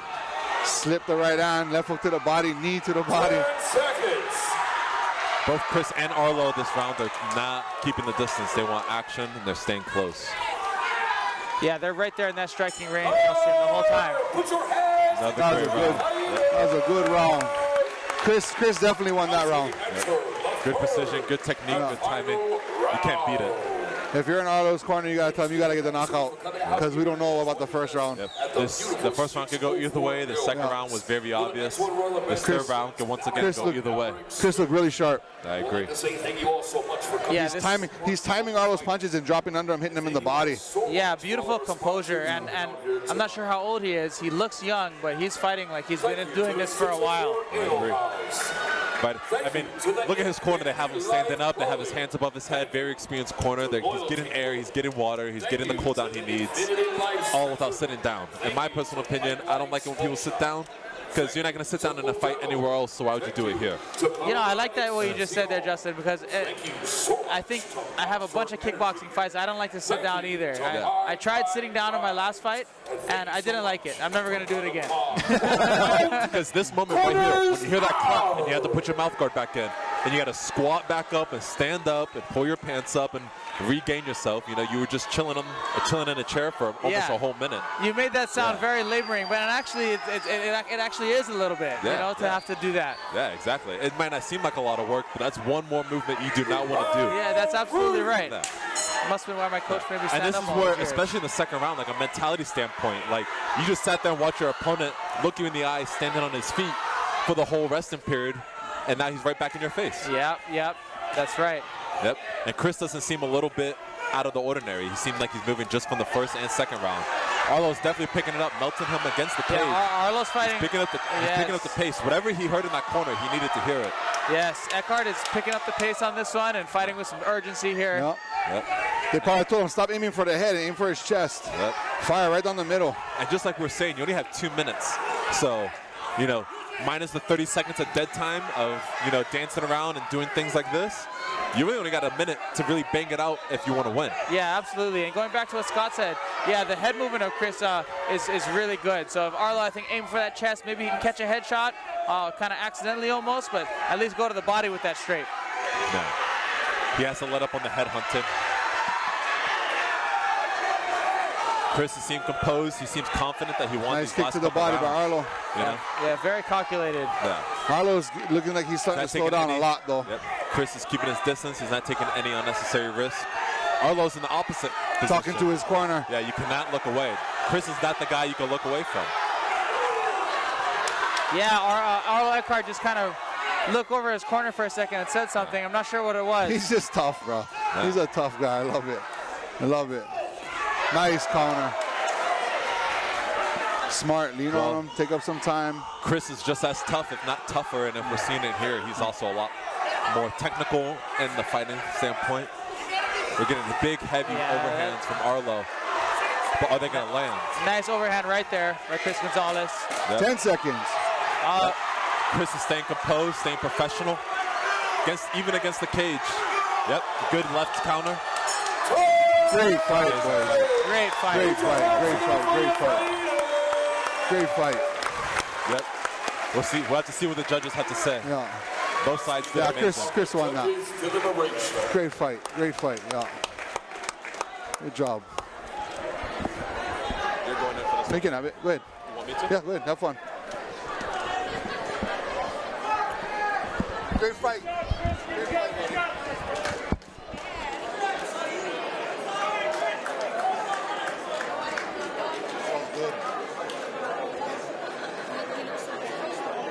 Yeah, no,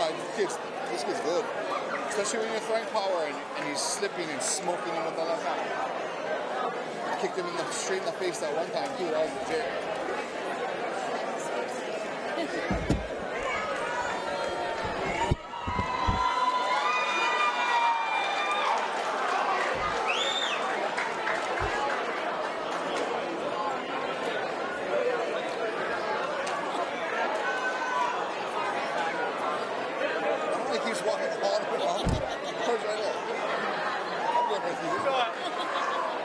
Ladies and gentlemen, put your hands together for your fighters! Fighters to the center of the ring! Fighters to the center of the ring! Ladies and gentlemen, that's hard judges deliberation. Our winner of this bout, due to a unanimous decision, fighting out of the blue corner,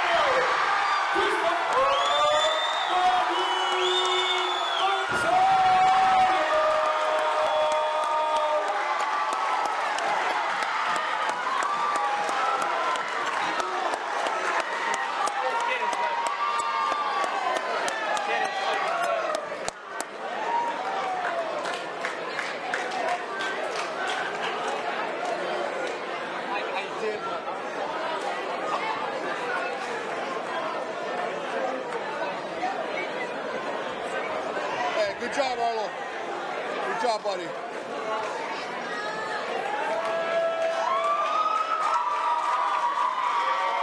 All right, guys, I'm back here with the winner, Chris. Man, that was a hell of a fight. So far, my favorite fight of the night, if I had to say so myself. Does anybody else agree? It was action-packed all 3 rounds. Real quick, tell us what's going through your head. This is your first time in the X1 ring, if I'm not mistaken. But this is definitely not your first time competing, so let us know what was going through your head and what got you that advantage. I want to thank everyone that supported me and shit. I love all you guys. My favorite. Thank you for the rounds, Arlo. You were a great fight. Love it. Hopefully we can fight again. So happy right now. It's all good, it's all good. This is exactly what everyone's here for. They're here to see exciting fights, they're here to see new and up-and-coming fighters, and they're here to see the next league of MMA and kickboxing pro fighters. Am I correct? Thank you again for putting in all this hard work, putting in the camp. Thank you for coming out here and putting on an amazing performance. Do you have anything left to say to the fans? Thank you, everybody. Hopefully you can come watch my next fight. Hopefully I'll be able to compete on May 24th at 63 Barracks. Hell yeah! One more time for you guys as winner.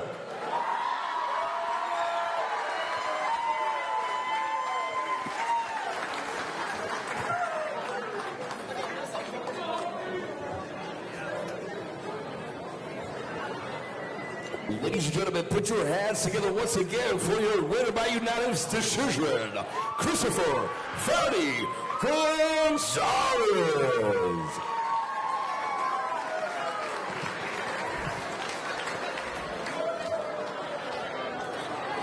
As we move on to the next bout of the evening, ladies and gentlemen, our next bout is a 170-pound amateur MMA bout. It will consist of 3 3-minute rounds.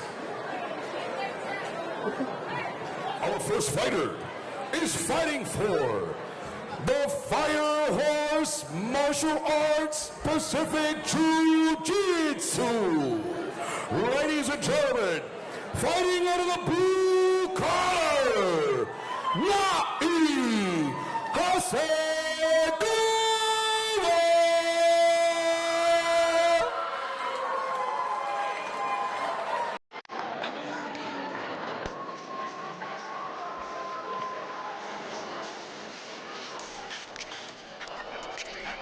Waiting for it. You gotta come out. You gotta come out doing the dance though if this comes out.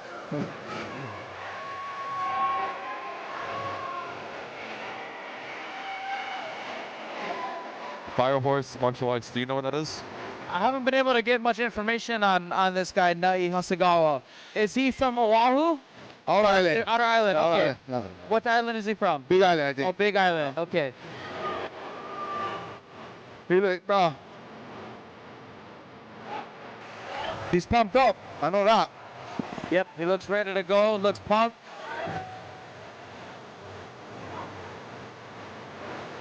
Yeah, you definitely can't count anybody out in this sport. Anything can happen. And no matter where you train, you never know who or where somebody's going to come out of anywhere. Yeah, Justin, for sure. That's right.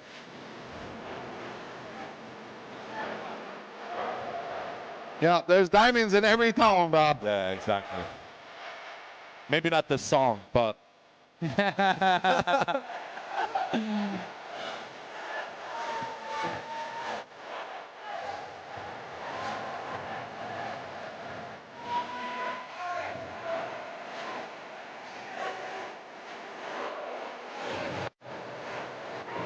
Oh, Maui. Maui. Maui? Oh, okay. I see, yeah, Zach Zane over here in his corner. Of course, if you're from Maui and you're fighting, yeah, you definitely know who Zach Zane is. Fighter out of Maui, veteran, been around a long time. Bro, he's been doing that slap boxing now, huh? Yeah, not slap ball, but the power slap. Oh, that's nuts. Yeah, no, don't tell me up for that. That's nuts. Good. You can't pay me. If I went first and I slapped you and you didn't go to bed, I just you in. I go. I don't think there's any amount you could pay me to partake in that. So guys that do that.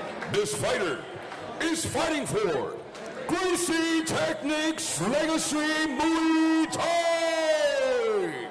Ladies and gentlemen, fighting out of the red corner, Chow.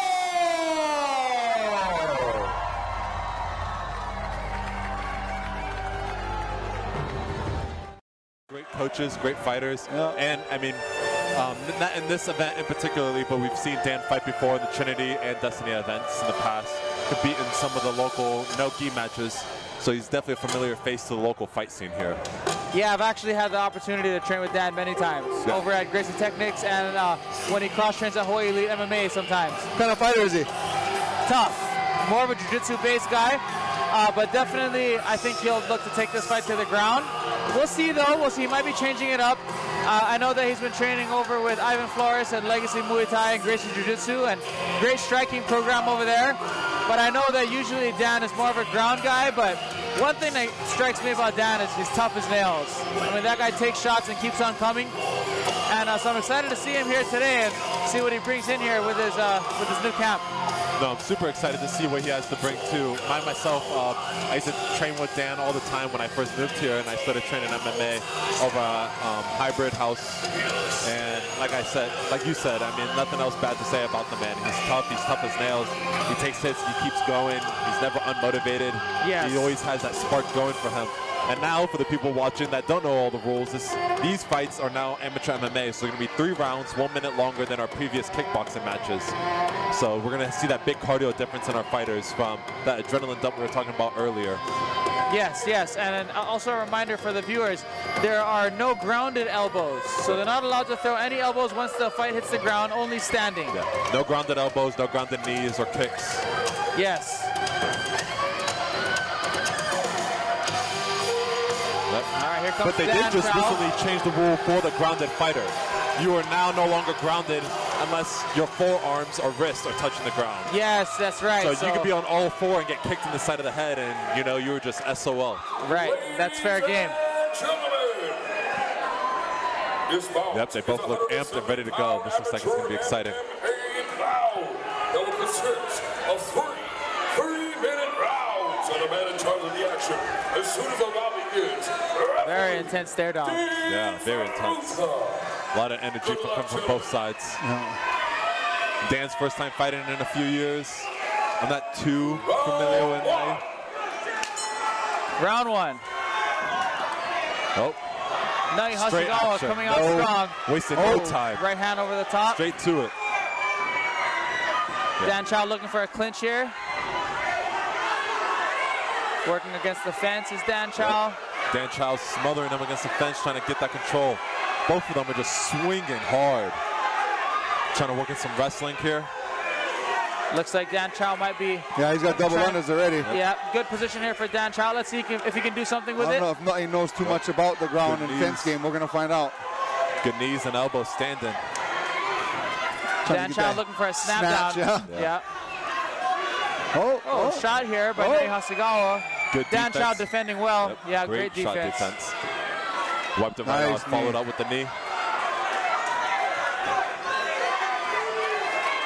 Dan's keeping him all up against the cage, and he's looking great. A very high-paced fight. He's got his back. No, he's done. Yep. Got it in. It's over. He's got it underneath the chin. That one's under the chin. Let's see. No hooks in. Let's see if he can get it without the hooks. Yeah, it's over. Yep. It's under the chin. If he can get those hooks in, he'll be able to seal the but deal. it doesn't look crazy tight. It almost looks like Dan Chow needs to insert one of those hooks at least. Yep. Yeah, he's toughing it out. He needs to fight those hands. Justin. He needs to fight those hands. He hasn't done any hand fighting yet. Nothing. It looks like it's coming off a little loose, but he's he definitely has his priorities. Yeah. Oh, and then we go straight to the ground. Yeah, big shots by Dan Chow. Covering up, he is not defending himself. Dan Chow looking for the finish. Hey, boy. There you go. Nice. Way not to give up. Right back to the feet. Way not to give up. Oh, and he's coming. Yep. Nai Hasegawa right back at it, firing heavy right hands over and over. Nice knee there by Dan Chow. Knees to the head are completely legal. Yeah, and elbows. That was nice. Yeah, knees and elbows are completely legal. Yeah, nice little elbow there in the clinch too by Dan Chow.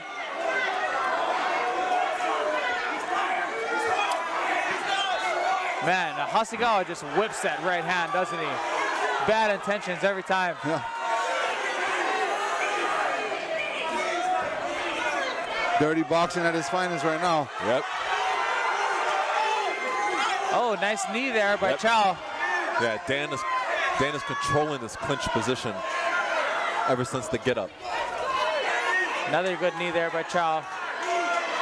Wow, this is a scrap. I love this kind of stuff. Me too, Scott. This But is what we signed up for right here. He is returning with punches no matter what Dan has to throw at him. Nai Hasegawa just took a big They breath. gave the nod. They gave the nod and went back at it. I love it. Good round, boys.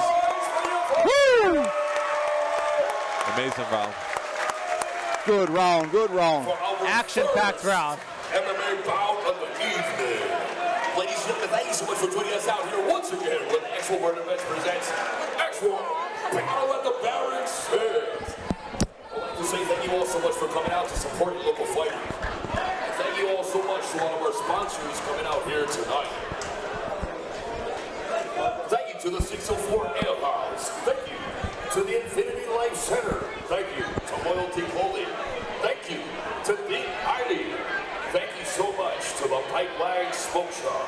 Right now, if I was coaching, I would tell him test his nutrition, double jab, work for a takedown, to put him on the ground, see what he can do now. I mean, when Dan had him in that takedown position, it almost seemed like Kai had no idea what was going on. He was leaning backwards against the fence. Yeah. Why give him a chance now? We know he's tough. He made it through the round.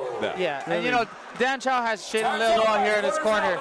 Shaden's a veteran of the sport, extremely good grappler, and I bet you Shaden was in his ear just then telling him to get this fight to the ground, and you know, I think if he does that, he'll find really good success. I agree. I hate to say it out loud, but I do not see this fight going past this round, if anything. Yeah, these guys started so strong. You never know what can happen. Someone is getting Dan finished. Chow biting down and coming forward there with a punch combination. He has all grit. He's locking up good. He's looking for a good takedown, you know. Nice knee to the body. Yeah, this is a grueling fight. This is a fight that you feel for weeks after. Yeah. Yep. They're exchanging knees back and forth in the clinch. Looks like, yep, they're in a 50-50 over-under. Now he's working. Oh, Dan's working backwards. Good underneath double the unders. spin. You got to suck that in and take the takedown. He just lost his mouth guard. Inside trip, inside trip. Yeah, Scott, that inside trip is right there. Stop it. It's right there on the right leg of Dan Chow, that inside trip. And he has great position for it to shuck by and kind of take the back, too. This is where people's game plans really start to show, you know. if you have the effort to execute your game plan, or are you fighting because you need a win?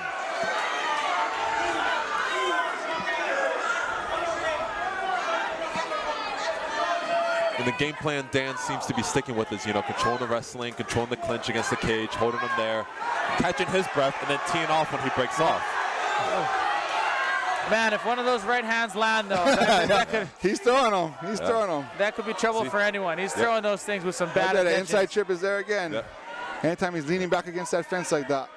This is Dan's go-to right here. He understood that he could win in the clinch against the cage. Now he's showing the signs of being exhausted. Mouth wide open, eyes up in the sky. Looks like Nutty's got a small cut here under his right eye as well. Looks like got some blood dripping down the face a little bit. Is it in his eye or is it on the top of his head? Because his hair is red too, huh? Oh, you know what? Yeah, you're right. It could be on his head. Hard to tell from here. Yeah. But Dan Chow right now just making it a grueling fight up against the fence. This is rough too. I would love to see Chow hit one love the a knees trip here. Right there it is. I love the trips. Oh, good job, I love the knees against the thighs. He's not a quitter, I'll tell you that. Nobody here is quitting tonight.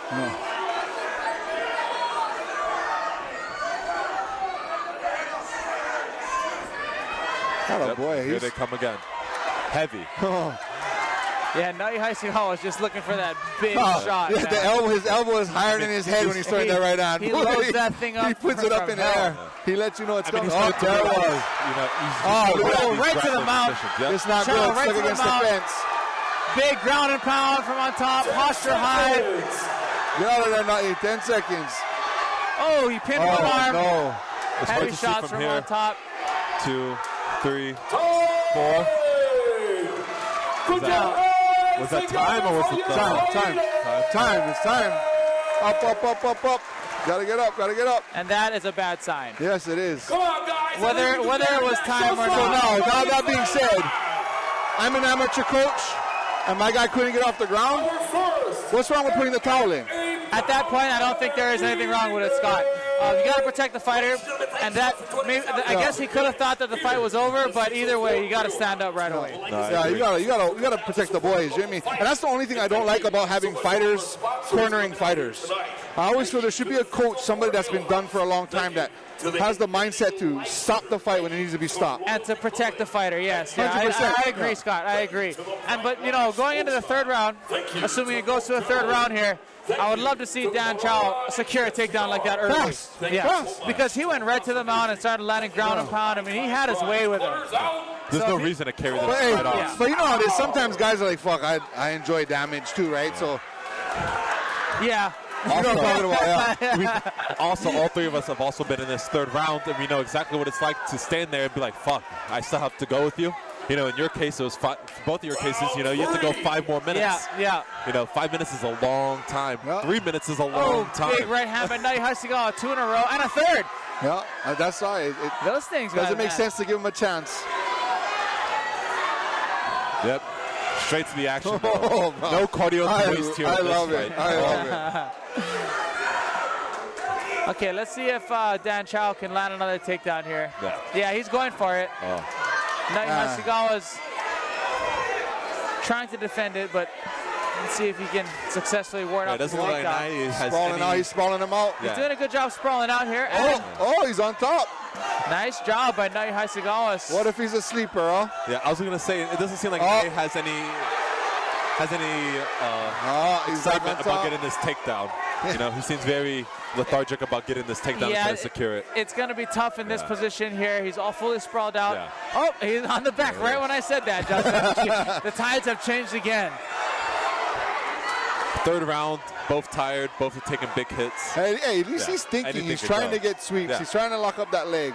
Not a boy. No, all that matters is that's exactly what I mean. All that matters is that you keep going.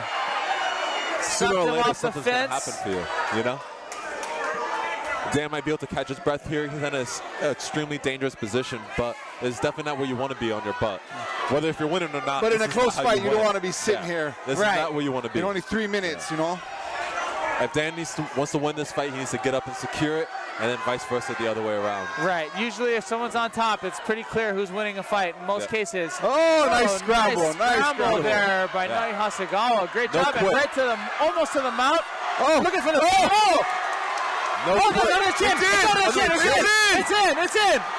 Oh, Chow's holding on. Oh, he's fighting. He's fighting. It's not quite under the chin all the way. See the biceps kind of on the chin. It's a hard crank. Now you got to squeeze. He's hard by Dan Chow. Great job. Great show of heart. He still has his back though. Still dangerous. Yep. If you're Dan, this is... Dan Chow tried to turn in, but is now mounted by Nai Hasegawa. Man, this fight's getting closer and closer. Man, Nai Hasegawa is doing some great work here in the third. Let's see if he can get some damage done here in this late in this round. Yep. Posturing up. Boom. Good this punches. is where all the difference is made. You know, this is that minute 30 seconds that you didn't have in these other fights that makes all the difference. Absolutely, Justin. You know? And these guys, both guys operating off 100% heart, especially Nai Hasegawa right now. Yeah. You know you're down on the cards, and there's only one way to win, and this is it. That's it. And this is in a good position to be at. Dan Chow reversed the position, now on top in the closed guard. And we have 10 seconds left, so I don't know. Who do you think had this round? Now you won the judge on this one. Yeah, now you won the round. Yeah, now there were some fights earlier where I knew who won, but yeah, that was real hard back and forth round. That was great from both ends, though.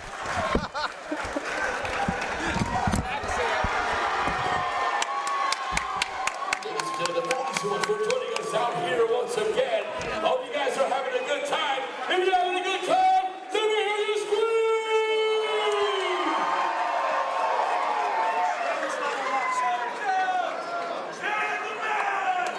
Ladies and gentlemen, thank you so much for joining us out here once again here at the 604 Ale House where the X1 World Events presents X1 Battle at the Barracks 6. Good. That was fucking good.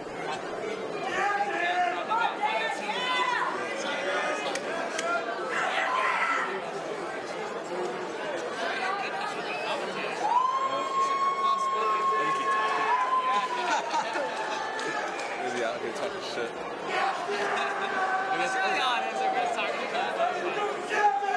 Ladies and gentlemen, put your hands together for your fighters for pouring the distance. Fighters to the center of the ring. Fighters to the center of the ring. Oh yeah, I've been tattooed for like long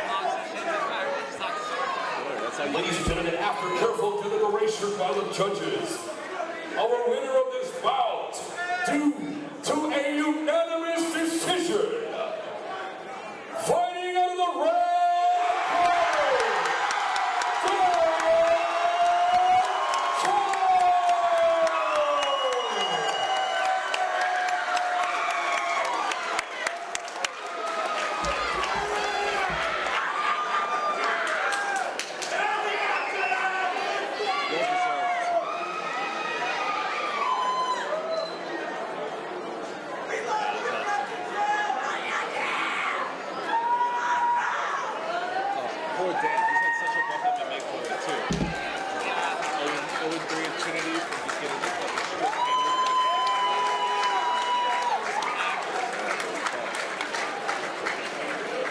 It's just some guy that just like to do his hobby. Yeah. Yes, sir.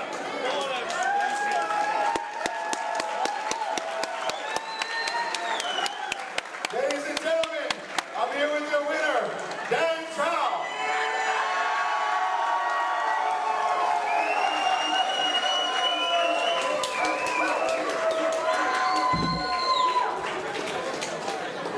That was an absolute war. That was back and forth, pounding each other as hard as you could, and it was amazing. Thank you very much for entertaining us tonight. It looked like if you would have took it to the ground sooner, the fight would have been stopped sooner. How did you feel about his round? Hey, that was a great game opponent. Appreciate taking it short notice after my last fight came up. Got right with him after. He's got a great future ahead of him. He started way younger than me, so we'll do great now. So I don't know if you guys heard that. That was on 2 weeks' notice. 2 weeks' notice. That's his first fight, ladies and gentlemen. Nai, you are a hammer, Nai. Keep it up, now. it looked like during the third round, I had looked over and I talked to the referee and I said, hey, please watch Nai, he looks exhausted. Then he comes out in the third round and just brings it. What were you thinking when that happened? I was expecting it. Wrestlers were built different. You know, I wrestled too actually back in the day. So I know, taught me all about life, how to be a good, I did some time in the military too. So I treated everything easy. So I owe it to my other wrestling team back in the day. Yeah, thank my Lord Savior, Jesus Christ. Thank you. Yeah, loyalty team.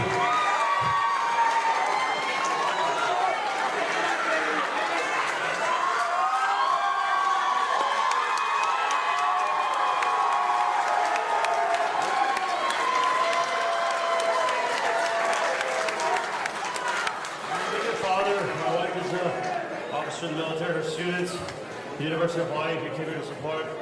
Same with the Marines, my old unit. All the Technics team, coaches, the Elephant Squad. Thank you for everything. The boys at Elite. I'm just very thankful for this opportunity to compete again.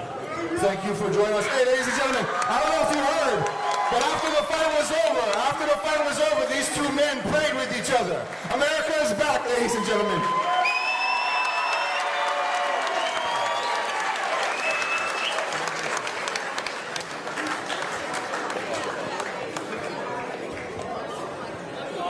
Ladies and gentlemen, put your hands together once again for Mr. Dan Chow.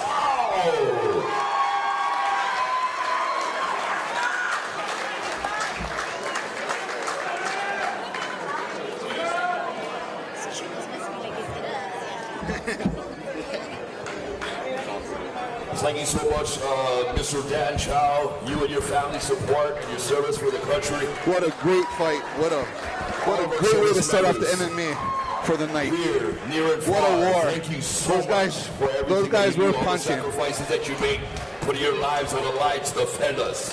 That was nice. First fight on 2-week notice. Yeah, it's crazy. Congratulations awesome. once again. Love it. I love everything about that.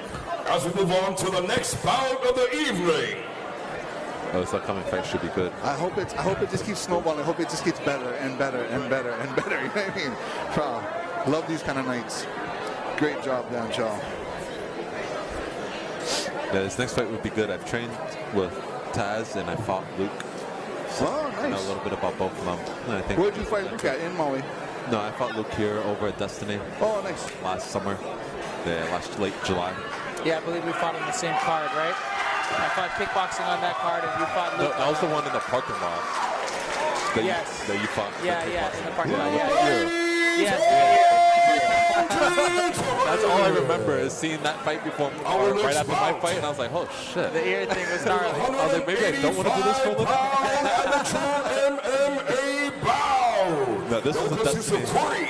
3-minute rounds.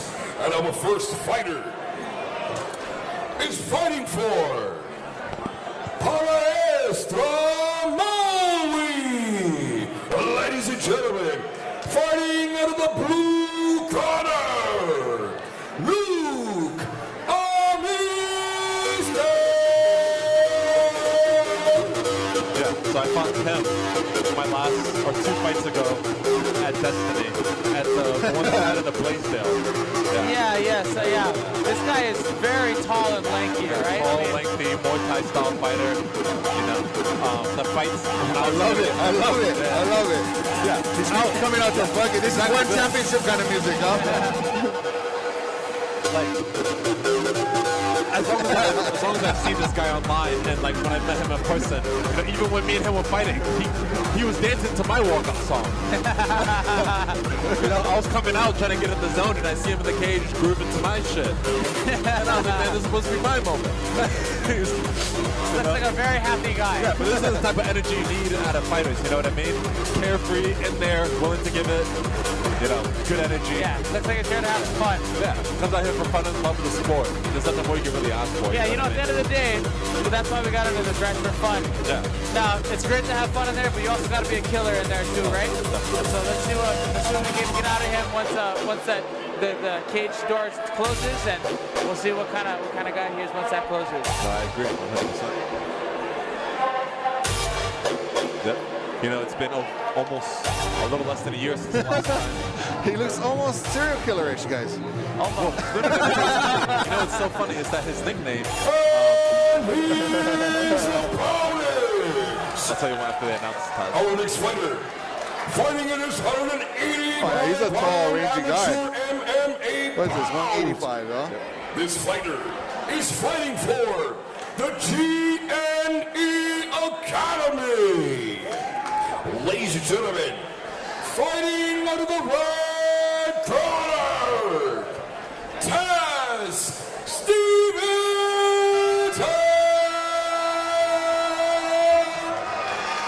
Like I was saying about Luke, because you guys were saying that he looks crazy, like a serial killer.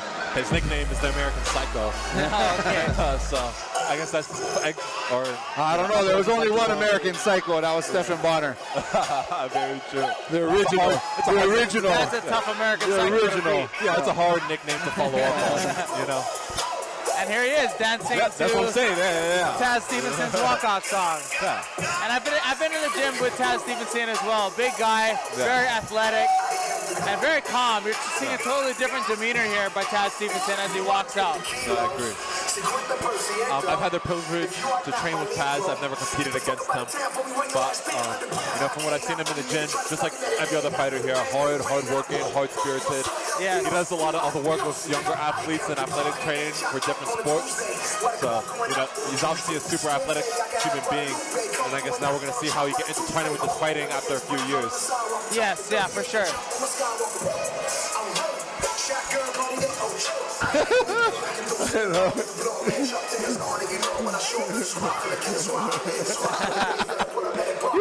This is exactly what I mean, dude. Like, this is what I had to walk in to. You know what I mean? It's like a grown man dancing in your bedroom.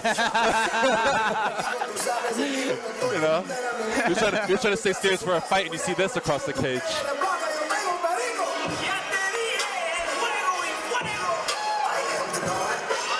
Yeah, Taz is definitely looking on the more beefy side of things, if I had to say so myself. And you've seen Taz fight before, or you've trained with him? I've seen Taz fight before, and I've trained with him myself. Nice. So. What kind of fighter is Taz? You know, gritty, not necessarily leans too much one way. He's a good all-around fighter. Good kickboxing, good wrestling, good jiu-jitsu. Not too specialized in anything, but not a mystery to anything, if that makes sense. Good luck, gentlemen. So, but we all know Luke is a long, lengthy Muay Thai style fighter, not too big on the ground game, but I guess we'll see how this kicks off from the very get-go. Lefty stance by Stevenson. Very composed. Yep. Oh, right Keeping to the takedown. Yep, straight to the takedown, like I said. Very fast. Good, strong wrestling. Oh, no. Got up quick, had his back. Yeah, good get up there by Luke Armistead. Let's see if he can get back on the open to get back to striking range. Taz is trying to throw in some shoulder pops. Yeah, those nice little shoulder strikes. Yep. I feel like those were made famous by Conor McGregor. Oh, when yeah, he fought yeah. Cowboy. I mean, man, they're perfect against the cage to slide right underneath that shoulder to get to the back. Yeah, for sure, for sure. Yep. It's a great little weapon. Yep.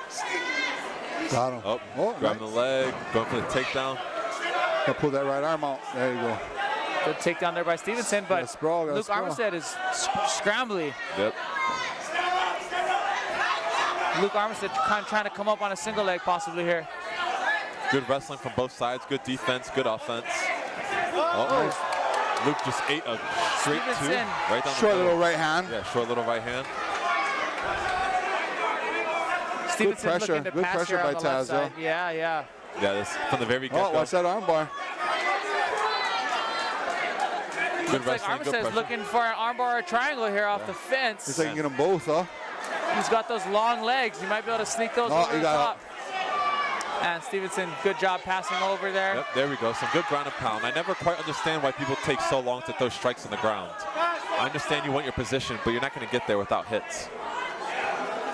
Yes, absolutely. And that's an art in itself, you know. Good ground and pound guys know how to sneak those shots in transition and while they're gaining position. Yep. Like right here, I commend Luke for trying to grab these legs and work his way up. But that leaves the left hand wide open. Yep, huh? exactly. Just like that. Exactly what I was just going to get at. There's an old saying: if they're striking, they're not grappling. Huh? Exactly. If they're grappling, they're not striking, right? So if they're striking, you should be getting up, working the move. Huh? You go. no matter what, when you're in this bottom position, we all know this. You're going to take hits on the way up. Now, how many hits you take is completely up to you. Ladies and gentlemen, if you're just joining us now, we're X162 Battle of the Barracks 6. This is our second MMA fight of the night. We had to take a little bit of time to start tonight. We had 4 kickboxing matches prior, and now we're in our second MMA fight, and it's been a great night of fights so far. Taz is landing these ground and pounds. Good left hands there. Good A couple of them staying snuck composed, right down. not getting too energetic, rushing anything. Has him against the cage. He has him exactly where he needs him. It's the first round. Yeah, great pressure too here by Stevenson on top. Hips in, good control with the right hand and using the left hand to punch. Yep. He's trying to use his left leg to pin down Luke's right arm. Yes. Luke Armistead, though, doing a good job of keeping that shin shield in. He let go there, back to the close guard. And Luke Armistead is threatening from the bottom to a degree, throwing up some legs, trying to trap He's trying an to make arm. some submissions, some sweeps. That was a good first round. I think Taz took that round. I believe Taz took that round. He just had too much control. But, and landed one of the only significant strikes standing too with that. And then straight punch. Here we go. Luke looking right at us. There's no way Luke just winked at us. I don't know if anybody else seen that. But I missed it. Yeah. Taz over there, nice, composed, catching his breath, good cushion. Stevenson looks very, very calm. Very calm fighter, very composed. Coming out here tonight. Thank you so much to the 604 Ale House. It's hard to say this, but to Infinity Life. It's always good when you're on top, especially if you didn't have to work for the takedowns. Usually that's how it zaps your cast tank, trying to get the takedowns and having a guy stuff you, that changes. But he got him pretty easy. No, I agree. And being in a position like Luke, you know you're down in that first round. You know you have to come back, but there's still rounds after this. So that being said, you can't blow yourself out trying to win it in this round and then lose in this third, you know?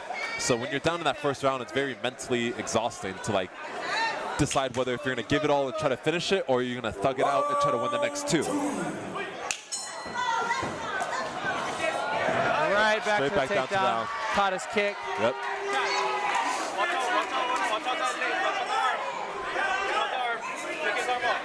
The kick almost seemed slow in a sense that he was almost trying to test the waters.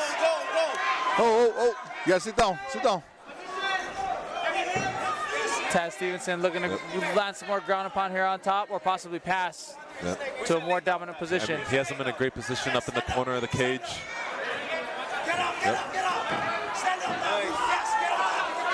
Luke's good scrambles. Hey, good scrambles. They're both working. Luke's corner is really pressuring him for this get up, but it looks like Luke's trying to grab the leg.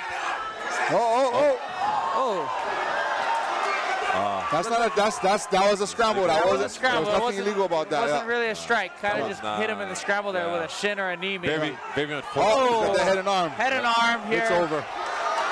This looks very tight, guys. Very tight. You know. Taz Stevenson is squeezing away at this one. Taz got to get his hips on the ground. He's good. And he does the trap right there. Good fight. He waved him off at first. I thought he was still good. Yeah, he gave him the thumbs up at first, but then must have got cinched up right after that. Cinched up, yeah. Good work on both ends. You know, only do so much.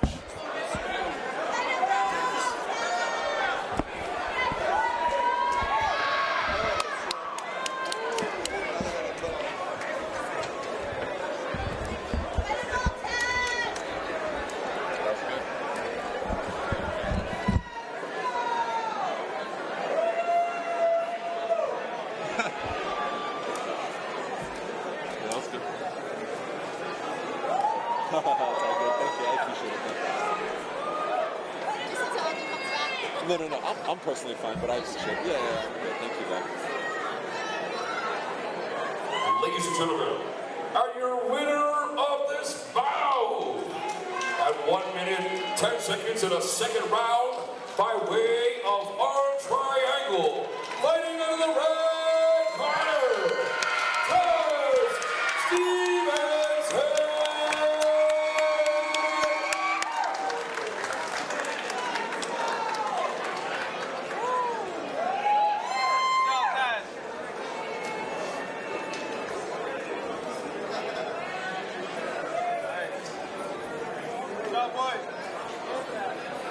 Ladies and gentlemen, I'm here with your winner, Taz Stevenson. Ladies and gentlemen,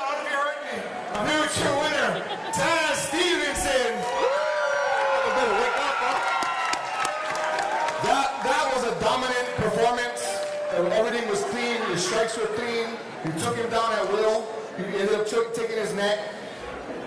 Was that the game plan coming in, or were you planning on standing with him? We had a lot of different things in the tool basket, and taking them down and naturally working that triangle was part of it. Nice. So there was a scramble. There was a scramble towards the end of the fight, and you did a cartwheel, and it caught him in the face with the shin, and he was trying to complain about it, but the ref was like, no, it's a scramble. You can't complain about that. And then you fell right into that head and arm triangle and squeezed it. The first time you had it, we thought it was done, but you raised yourself up, and then you reset and finished the fight. What was going through your mind? How come you didn't finish the first time? Shit happens. Said it for the beats, you know? Can't win them all, but an opportunity to present myself and see that. Thank you to my team, GNF Academy, all my coaches, all my family, friends for supporting me throughout this journey. Thank you, Lord, Savior Jesus Christ. Amen. Congratulations on a great, dominant performance, brother. Ladies and gentlemen, your winner, Taz Stevenson.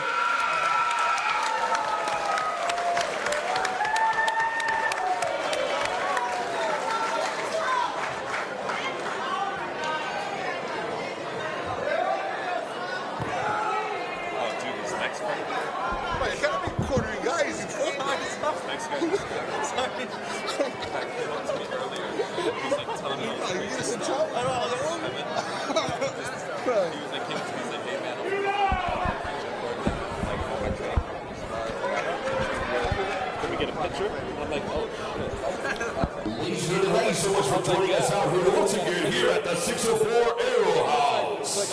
As we move on to the next bout of the evening, our next bout is a 145-pound amateur MMA bout that will consist of three-minute rounds.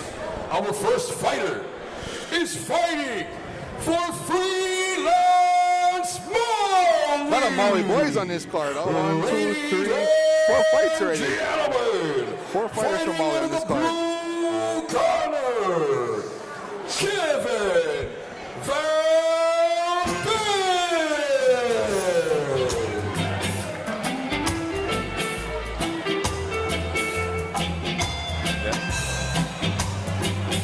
I got to talk to Kevin outside, and he's obviously from Maui. He was actually telling me that he was from Lahaina, and that he was out here to put on for his city, showing that, you know, you can come through adversity and be able to come out here and still perform no matter what the circumstances are back home. And he was telling me, you know, he had these unfortunate circumstances, saying that, you know, he had problems with his gym, finding training partners, finding good coaches, but he was still wanting to come out here and make it happen, you know? Regardless of his living situation back home, he told me that no matter what bothers him at home, he feels great about fighting because he can always let go of it. He said nobody cares when you're in the cage. He said nobody cares about who you are or what you do outside of the cage when you're inside. So it was awesome to hear that from him. And, you know, he's not here with a crazy professional team or a crazy big team or a squad. He's here with his friends and just people that believe in him from back home in his backyard. And that's exactly what he told me. He said, I fight outside, I fight in the streets, and I fight in my backyard. Nice. And here we are. Nice. Fighters are born now, they're not made. Wow, his opponent, though, he's going to have a tough fight against him. Kimo Rodrigues. No, I agree with him. Kimo's he's a good boxer, wrestler. And Kimo is also a guy who takes the sport very seriously and comes with a great team. So I'm definitely looking forward. He's got great training partners up in Big Island. He's got freaking Chris Cisneros. He's got, who else? Shane Nelson. Bro, studs, bro. A bunch of hammers. Their striking coaches over there are great, too. Yes, absolutely. A lot of good talent coming out of Hilo right now. Our next fighter, fighting in his 145-pound amateur MMA bout. This fighter is fighting for the Hilo Boys MMA. Ladies and gentlemen, fighting out of the red corner, Kimo Rodrigues. Yeah, Kimo, he's a little bulldog, bro. Shorter. Yeah, Kimo brings the heat. Yeah, I mean, his last fight was pretty ecstatic. You know, he had the guy that he knocked out trying contesting it. I was right there. We watched it. Yeah, it was double. It was like back. He knocked you out and then woke you back up. Kimo was so classy. Kimo was so classy, bro. Yeah. He could have definitely started throwing hands with the guy, and he didn't. Yeah, he kept it real. Yeah. And you know, I mean, when you're in that type of position, you just knock somebody out and they woke up. But they're coming after you. You know what I mean? They're still coming after you. Yeah. You have two choices, right? Yeah. And he chose to be cool and not light him up again. Yeah, that's awesome. Again. Yeah. But, you know, he's here. He's going to put on a show. That's for sure.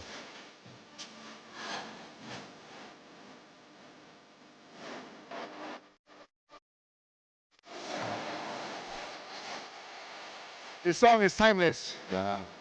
What was that? Oh, yeah. You can use the song drop, forever. bad habit. Yeah. I mean, you guys got to tell me, what is something about these, about the islands? Maybe I'm missing out on something, but these heavy hands.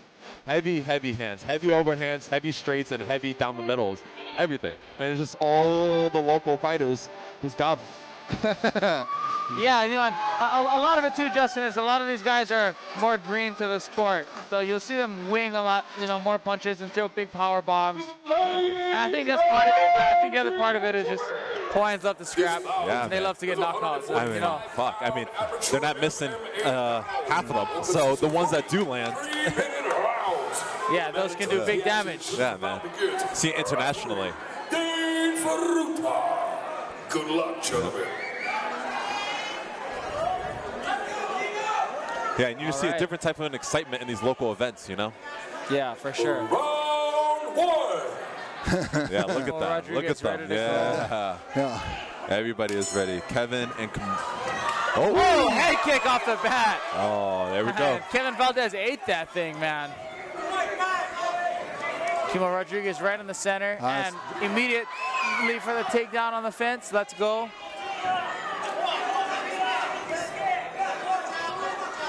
It's never good when your corner's yelling, don't be scared. Don't be scared. Yeah, I'd say that's a red flag. That's that overhand right I was just talking about. These heavy hands, he's shelling up. Kevin Valdez shelling up on the fence. Oh, Not usually a good choice. Yep. He's coming off the fence, though. He's coming out with some big strikes. He doesn't instill his confidence. Kimo Rodrigues is very confident here. Hands down, kind of fainting at him. This is almost kind of an unfair fight. Oh, a little knee there. Another knee back through the knee up the middle. Eating big shots here. Yeah, he's melting. It's over. Yep. This one is over.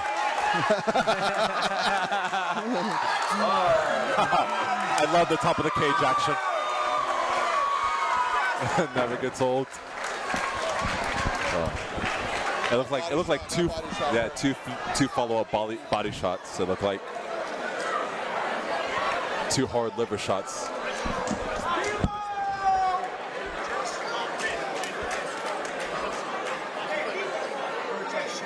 Who's our 145 champion? Sorry.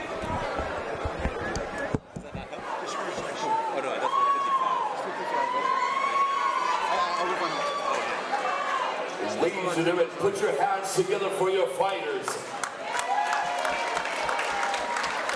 Be advised, ladies and gentlemen, all the athletes that come onto this stage put their lives on the line for your viewing spectacle.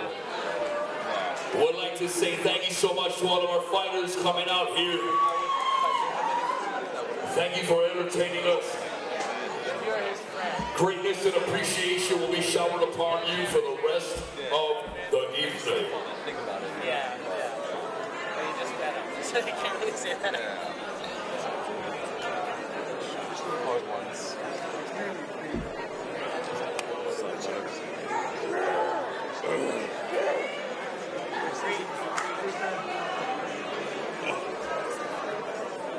You will know. That's it. Ladies and gentlemen, thank you so much for joining us here once again. Thank you so much for joining us here at the 604 Ale House. We'd like to say thank you so much for coming out to support your local fighters, and thank you so much to all of our sponsors coming out here tonight. Thank you to the 604 Ale House. Thank you to the Infinity Life Center. Thank you to Loyalty Clothing. Thank you to Think Highly. Thank you so much to the Pipeline Smoke Shop. Thank you to Gonzalez. Thank you to the Corona Excepcion. Thank you to Monster Energy. Thank you to My Kind Grimes. And thank you so much to Run 'em Hard. When you gotta run 'em hard.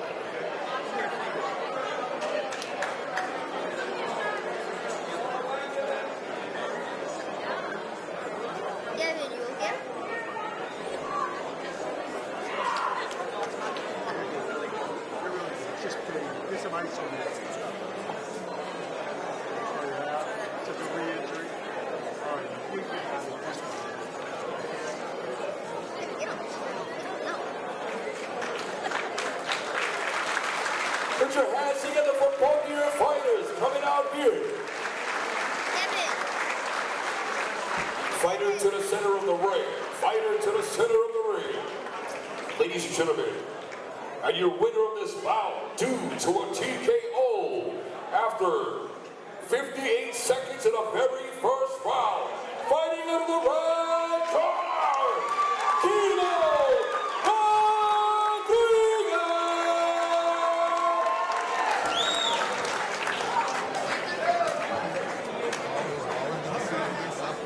Ladies and gentlemen, I'm here with your winner, Kimo Rodrigues. That's two finishes, first round finishes in a row, yeah? And the last one was a knockout, this one was a TKO body shot, right? Who do you want to fight in the 145 division? Whoever, it don't matter. The guy that I was supposed to fight from Texas, he pulled out. He messaged me apologizing, but he still wants to run it, so maybe if he's down for that, the next card on Memorial Day, I'll be open to doing that.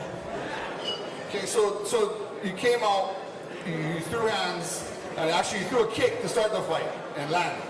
Then you came out, you tested the takedown, you could have got it, but you didn't. You let go, you stood back, and you worked your boxing. Was that the game plan, just to see how his takedown defense was? No, that was exactly the game plan, was just to stand up. I caught myself going in for the takedown, and I pushed off immediately. I was like, no, this is not what I wanted to work on. So I pushed off, kept my distance, and wanted to work my striking, but it was awesome. Hey, so there's another 45er right after this.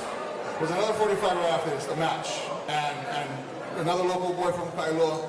But how would you feel about running for a title already? Gotta have a title fight with that many wins in a row. What do you think? No, I think maybe I can get a couple more in. Nah, you title fight.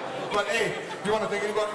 I want to thank my parents, my brother, my sister, all my coaches, Coach Chris, Shane, Coach Reagan Pan from the Penn Hawaii Youth Foundation, Eric Beach. Thank all you guys. I want to thank my sponsors, IU Hawaii and Penn Hawaii Youth Foundation. Thank you guys all for coming out tonight. I hope you guys liked it. What a great community he has around him, ladies and gentlemen. Your winner, Kimo Rodrigues.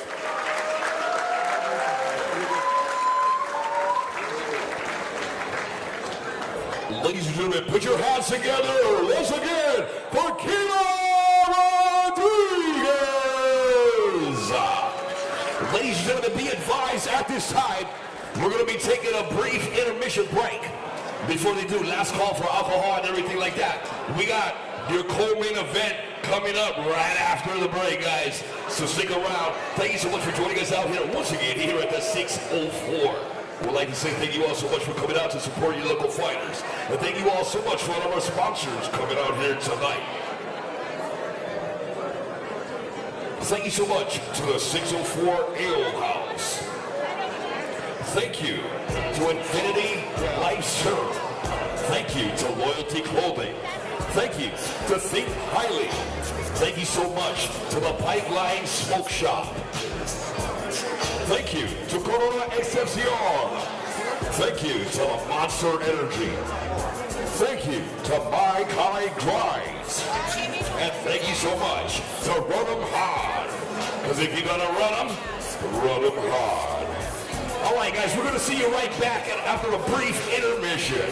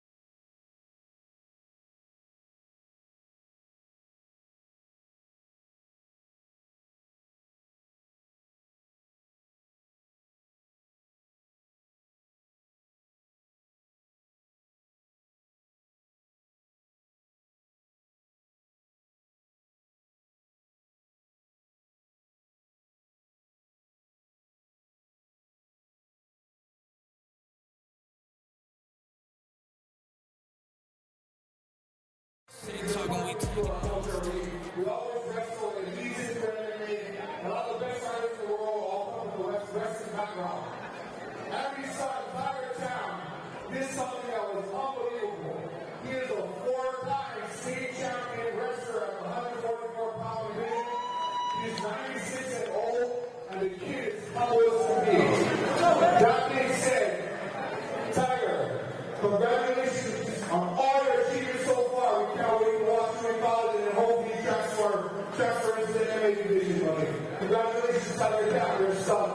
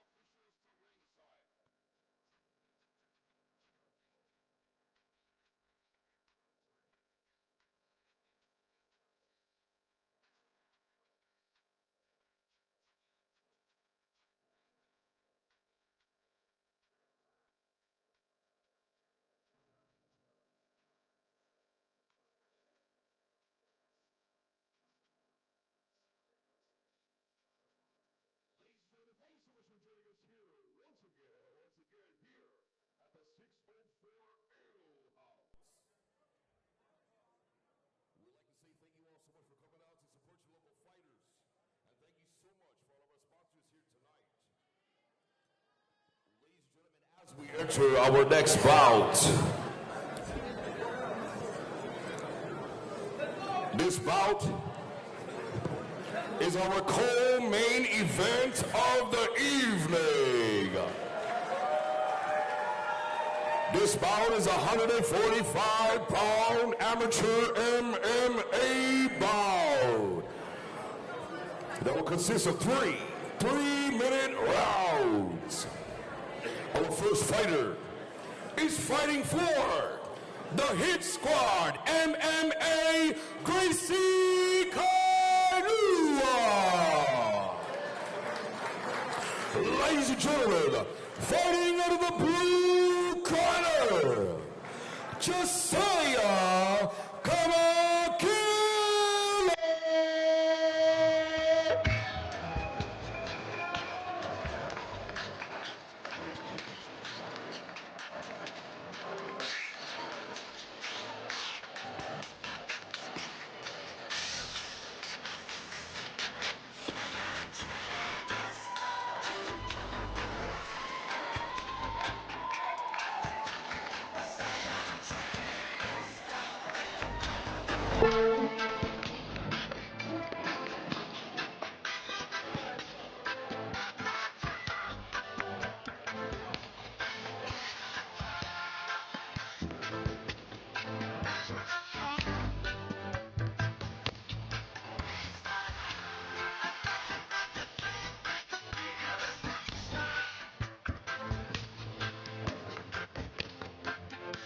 Also in Jasiah's corner, just a bunch of great fighters coming out of this gym. Yeah, he's got Jason Izagiri. He's got a bunch of guys that have been coaching fighters ever since. Jason was my first jiu-jitsu coach. Love that guy. Yeah, love that guy. OG in the jiu-jitsu scene, and has been, a huge influence in the Kailua community for a long time as well. I agree 100%. It's right down the street from you. Right down the street. Yeah, great Like guy. on the corner, not even down the street. Yeah, like a 30-second walk. Like when I first moved here 2 years ago, I was looking for gyms to train at, and the only people that wouldn't take me in necessarily, but the people that like really made me feel at home was Harry and Jason. Yeah. I wish I still lived in Kailua, bro. My kids would be at both your guys' gyms. Well, you know what they say, Kailua is the best place on planet Earth. Is that what they said? That was a very, I didn't mind at all. That's not what they all say. Is that what they all say? It is a great place. I do miss living there. I do miss living there. Yeah, me too. Believe me. I don't know. It's our next fighter, fighting in his 145-pound amateur MMA co-main event. This fighter is fighting for the 25th Combatives Schofield.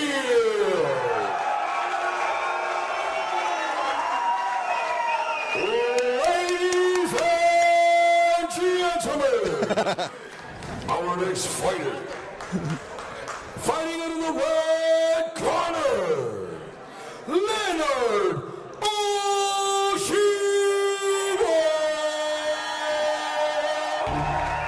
And Leonard's fighting at the 25th Combatives over on base here. I mean, well, on base. Right. Schofield. Yeah. Yeah, definitely can't knock them out. I mean, like we were talking about earlier, you know, they're building a team, they're doing what they can with the people that are coming in and out, and they're finding an amazing prospects. So, you know, you never, like we were just talking about in this sport, you never really know what's going to happen. Imagine that, though. Imagine being stationed out here, and if you love MMA, and you have a team and a company like X1 in your backyard every other month, bro, you could be so active. Yeah, by the time your time is done here, your resume, everything will be so solid. You can have a stacked card. You have 4 or 5 fights before you bounce. Yeah, for sure, Scott. X1 is really giving the platform here for these guys to be able to compete on a regular basis. I love it. No, I agree 100%. And that's the type of organization a lot of people need, you know, especially in a small place like Hawaii.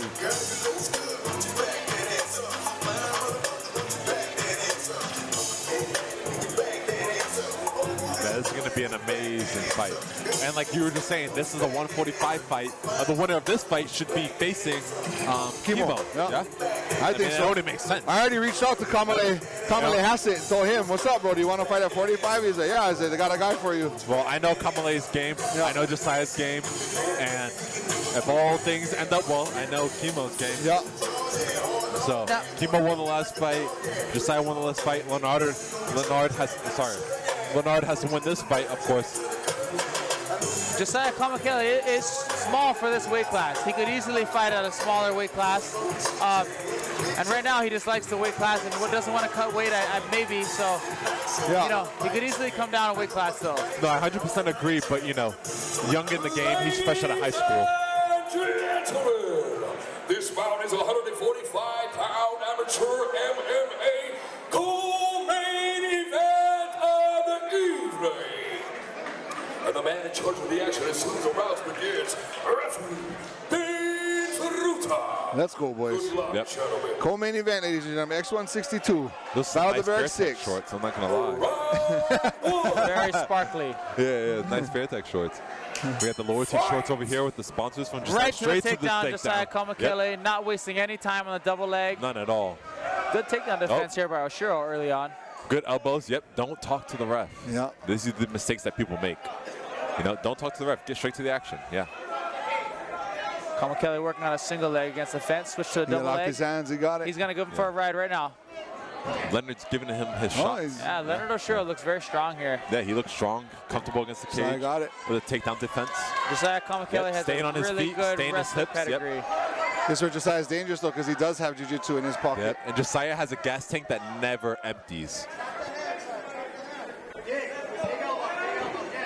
Yeah, right by the corner of Jasiah Kamakele, too, giving him advice. Yep. Instructions in the corner. Yep. Working on Jasiah is leg. taking these shots, though. You know, the longer you take to get a takedown, the more shots you're going to take.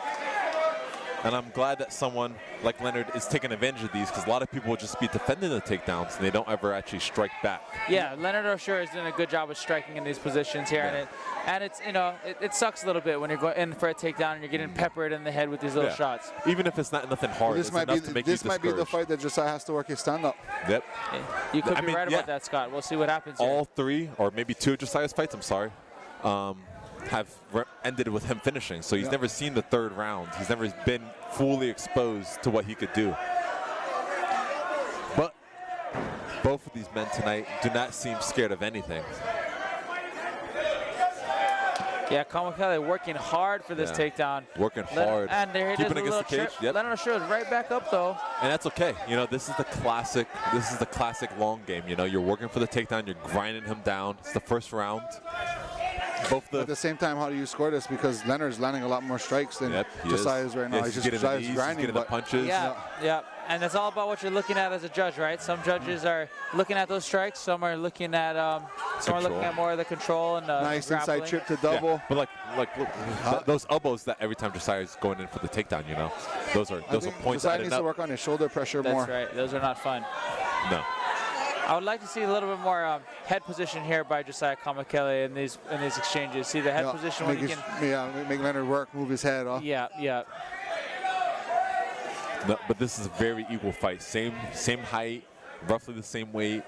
You know, same experience levels. If I had to say so myself, you know, Jasiah has 2 previous amateur MMA fights. And he dominated. Yep, he dominated. Heavy hands too. You know, people are behind me are booing right now, but. That's just uneducated. You know, yeah, the uneducated fan wants to see the action, right? And there's a lot of subtleties going on here that an educated fan will see. Leonard Oshiro, good job with the reversal along the fence. Looking for a little trip here of his own. The problem with the fans and the booing is a lot of people don't understand what it takes to take a grown man off of you. They'll say things like, just get up or get off the fence. You've never had a grown man on top of you trying to hold you down and beat you. And not just any grown man, a trained grown man. A trained grown man. And there is a big difference. Leonard did a great job. Leonard did a great job scooping out of that double. I mean, that was amazing defense. If he did get taken down, you know, he was right back up. And he was landing delivering the strikes. and damage up. Yeah, exactly. Yeah, great job by Leonard Oshiro getting up and defending the takedown. And great job by Kamakele for sticking to his game plan and looking for that takedown the whole time. Yeah, he had an obvious game plan of what he wants to stick to and what he wants to keep to. And he knows that he can win in certain positions, and there's nothing wrong with sticking to that. Absolutely. And, you know, Jasiah Kamakele might do well to get more of a reactive takedown in the middle of the cage here where he shoots under a strike. He might be able to catch him by surprise because Oshiro's takedown defense against the fence. cage he's doing good. And he's getting up immediately. Yes, So I'd like to see them meet in the middle and Jasiah try to shoot more in the center underneath some strikes of Oshiro. Or do a level change, fake the strike, throw some strikes, then get the takedown. Yeah, a lot of times those strikes will open up the takedowns too, right, Scott? Both of them are very high IQ fighters as well, so they're both looking for these random exposures. You see them both kind of almost waiting for the other. Not quite kind of striking, but almost as in the sense of what are you going to do so I could capitalize on it. Yes, Nice leg kick there by Oshiro. 3 leg kicks right off the start of the round. Heavy punches. Oh, good left hook He's showing that he doesn't care. And, you know, since he's defended those takedowns, he's got to be a lot more confident here and be able to open up in strikes. Yeah. Good right hand followed by the left hook by Kamakele. Oshiro shook his head there. He said, no, didn't hurt me. And, you know, a lot of times when a guy shakes his head, it means he did land, though. So I think Leonard should be more worried about getting off the fence, though. Don't just hang out there. There you go. Good job. I mean, you can see it from the back. Spinning elbow on the break. Well, don't smile. Looks like Oshiro had a little glove issue. Issue. Right back to the shot. You see, this is what you can. This is exactly what you're talking about. Defend yourself at all times. Yeah. You never know what's going to happen in these fights. Yep, Jasiah's going straight back to his game plan, you know. Jasiah's going straight back to his game plan. Yeah, you hear his coaches. His coaches are going to get your head under his chin. Yep, get his head under your chin. You got to make it uncomfortable. That's how you get the takedown, And because right now Jasiah has over-under. It's a 50-50, and that's the problem. That's exactly what's the problem with 50-50. It's anyone's game. Yeah, and you know, Leonard Oshiro looks so strong here. He has those nice takedowns. Oh, well, nice there we go. Yeah. Good takedown by Kamakele.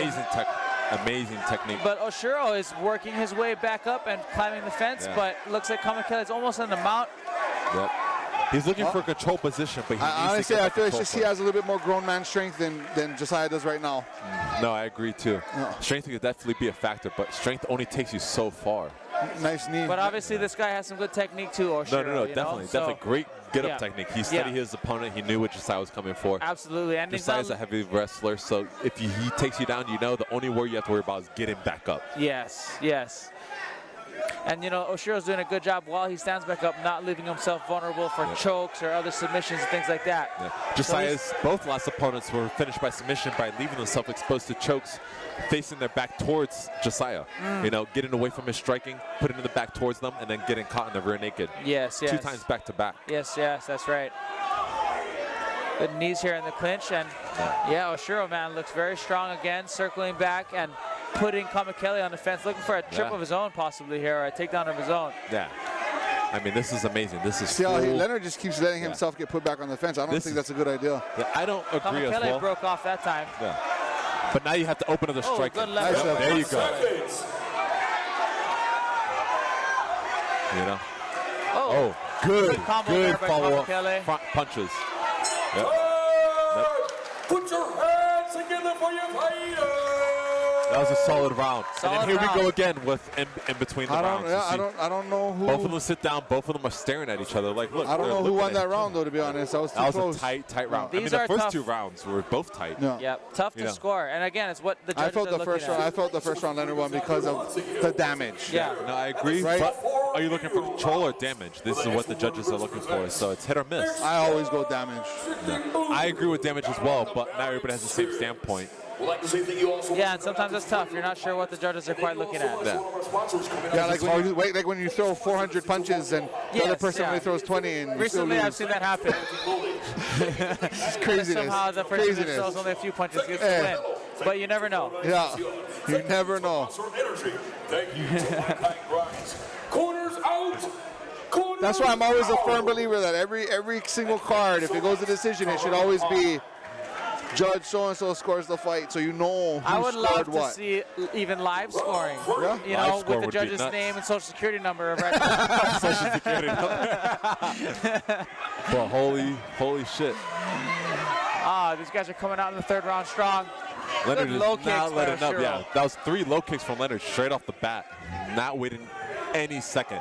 I mean, you have to know, you're going into the 2nd round knowing that you're down. You have to come back with something. Oh, spinning a kick attempt. There's Jasiah. Straight back to the wrestling. Oh, nice Wrestling job to strike. mixing up the wrestling with the strikes that time. That's what you got to do. Strikes, wrestle, then strike again. Yeah, he did a good job on that one to Kamakele. Good high kick. Blocked by Oshiro.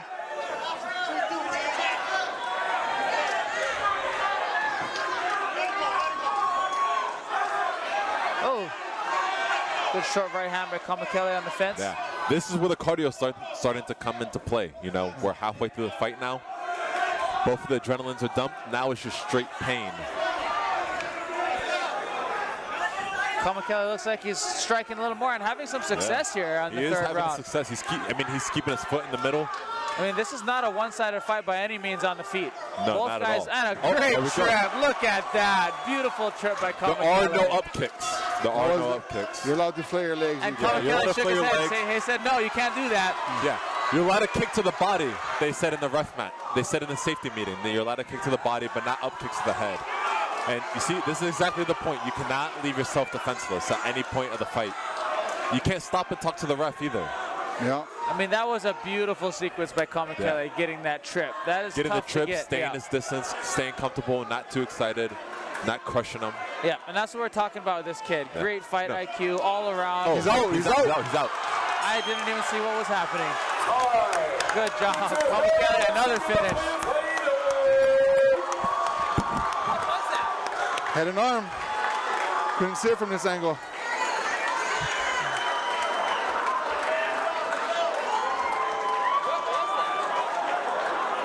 Head and arm, bro. I didn't even see it. Great job.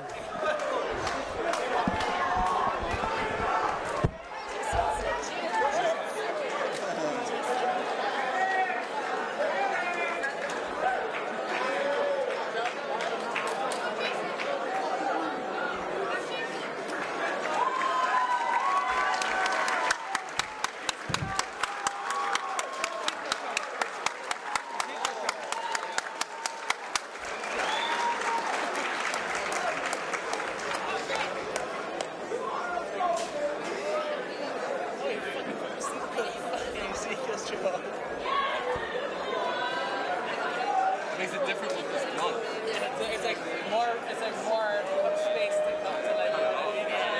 Ladies and gentlemen, put your hands together for your fighters. And our winner of this bout, after 2 minutes and 41 seconds into the third round, your winner by Ezekiel Chow, fighting out of the blue corner, Jasiah Kamakele.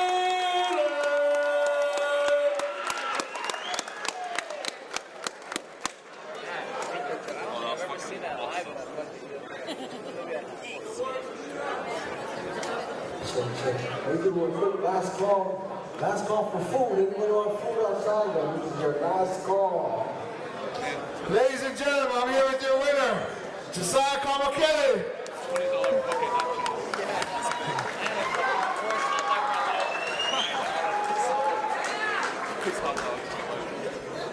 Jasiah, that was the hardest fight you've had to date, and you look amazing. You worked your game, you went for your takedowns, and you got to work your stand-up for once. Usually your fights end very fast.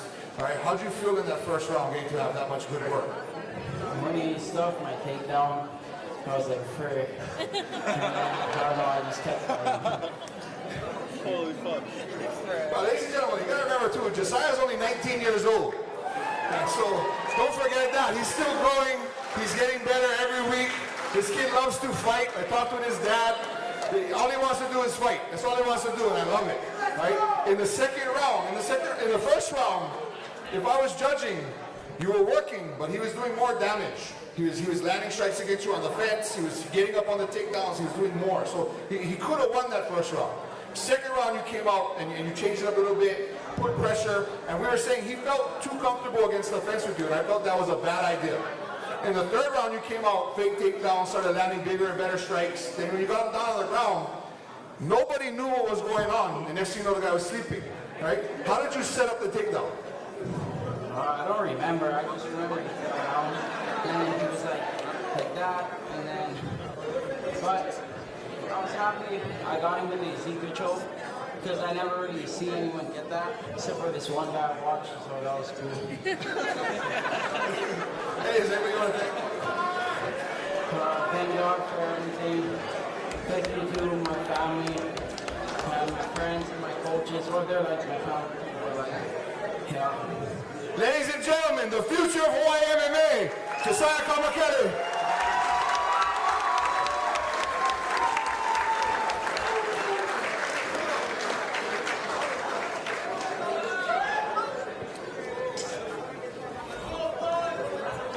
Ladies and gentlemen, put your hands together one more time for your winner of the co-main event, Jasiah Kamakele.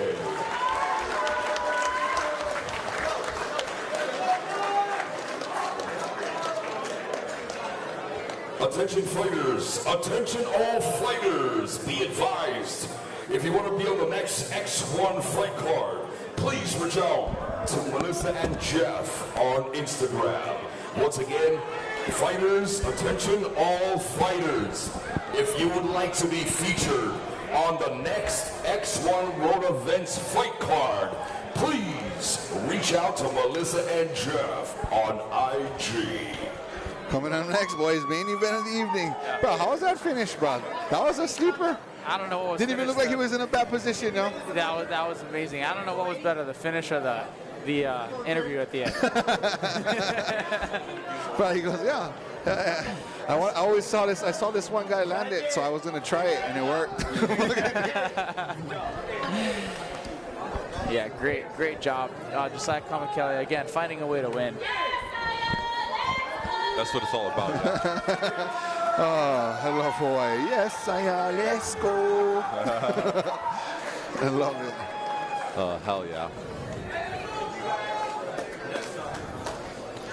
Oh man, that's next one. I'm happy. This is gonna be a fun main event. This is what it's about. Kalama Chung, he is a banger. He's strong. He's athletic. Issac Sandoval loves to get down. This is gonna be fun. Yep, I'm looking forward to this one. Issac Sandoval has been an absolute gamer. We've seen him in the cage a few times, and of course, same thing for Kalama Chung. Yeah. Kalama Chung's got that wicked overhead right. I'd like to say thank you so that thing much lands, it can put to anybody all our out. officials here at ringside.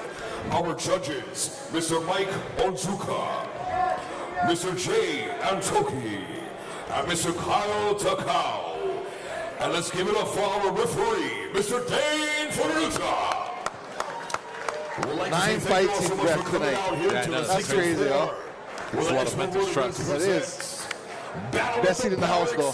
Huh? Best seat in the house, though. Oh, yeah, referee. definitely. Yeah, I know, man, I love referee fights. Well, if I was a little bit smaller, I'd be a ref. Ladies and gentlemen, it is time for the main event of the evening.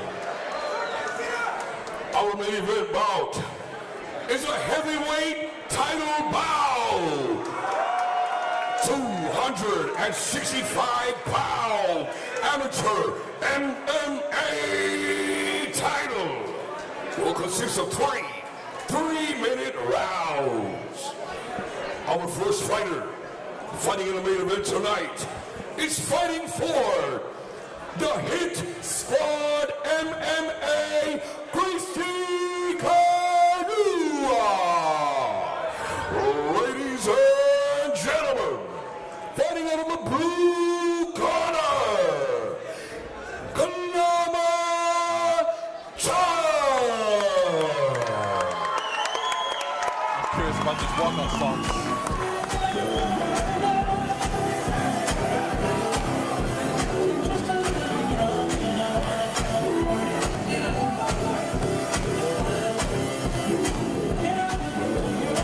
I don't know this song. Do you know this song? It's a rough one. Do you know this song? I don't think I know this song. It's never played in my car. It's never played in my car. It's never played in my Tacoma. Not in my Tacoma, guys. 2,000 entry.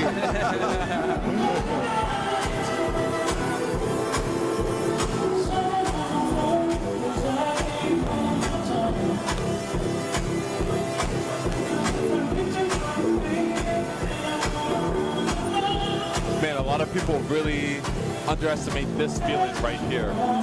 Dapping up your coaches, giving them a quick hug, getting that last little bit of Vaseline on your face. Yeah, for before sure. you step in. A lot And of it's people really different every fight. It's different. It's different. You know?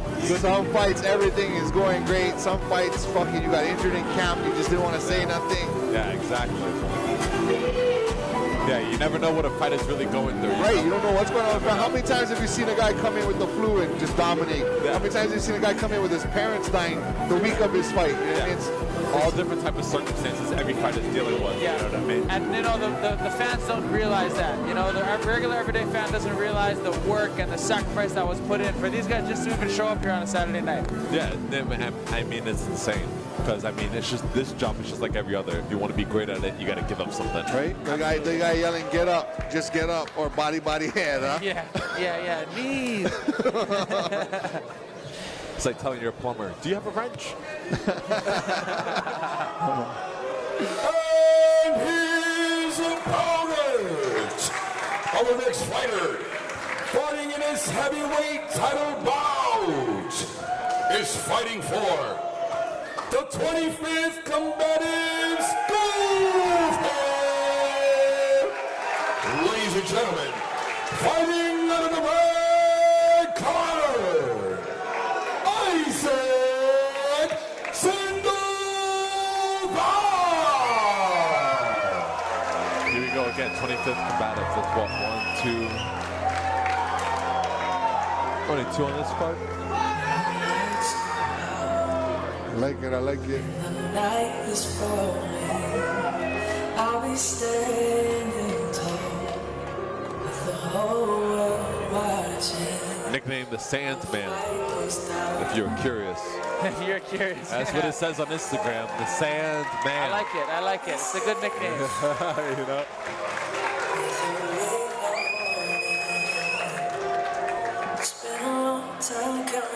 You know, I was watching you guys' interview on Instagram with both of the fighters. Big weight difference, big size difference, different backgrounds in fighting, you know? So it's really hard to dictate on how this fight's gonna go. Both of them have different experiences. Both of them are in completely different weight classes. Yes, yeah, you know, Sandoval does look quite a bit bigger got a lot of extra weight. And that could be good or bad. Yeah, absolutely. You can either have a heavy punch or you have heavy legs. That's how I like to look at it. So you either move slow or you punch hard. Yeah, and so for those of you that don't, for the viewers that don't know, this is a heavyweight matchup. So these guys can be from anywhere from 205 to 265 pounds. Yeah. So there could be a big weight difference between the fighters and still be within the same weight class. Massive. That's a huge gap. So here we go, right here. I love these like weird, slow, dramatic entrances. I'm a sucker for them. Yes, and everyone loves to see the big boys scrap. Big punches, big leather being swung. This is it, right here. Right here.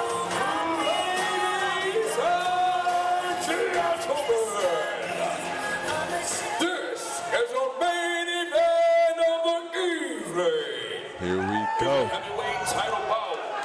Doesn't get better than this, quite honestly. Yeah, we got some good seats over here too, boys. I'm excited for this one. Yeah, both nice guys. This is about to be action. Tell the cameraman to get the fuck out of here. We got shit to do. Are you allowed to say that? Yeah. Fuck it. Everybody should be standing up right now. Oh. Yeah, you're not Right coming to out the with a center. team. That was good. No, that's good. Everybody should be on the goddamn toes, edge of the seat. Wow, Kalama setting up that right on. Kalama Chung looks light on his Watch feet. him. Good Yep. movement in and out. You know, being the lighter guy, you know, you have to be agile. You have to be mobile. You can't expect to have the power compensation if you're the smaller, lighter, more fit guy. Absolutely. Yeah, hip throw attempt there by Sandoval, unsuccessful. Kalama Chung working for a takedown of his own against the fence, looking for a trying to trip. loop that leg. Beautiful. He should reach on and grab that single and sweep that other leg out. Yeah. Good technique there. He's going for the lift. It's going to be hard to get that lift with this weight difference. Yeah, especially that high up. Oh. There it is. Secures a double leg off the Beautiful. fence. Beautiful. Sandoval doing a good job here trying to stand back up, hooking the leg. Yeah, he's hooking the leg. He's trying to get that spin reversal, but I don't know. Looks like he might give just up his let go. back. Yep. Good job getting back up by Sandoval. Once again, knees and strikes to the head and body are legal with the opponent tripod or on all fours.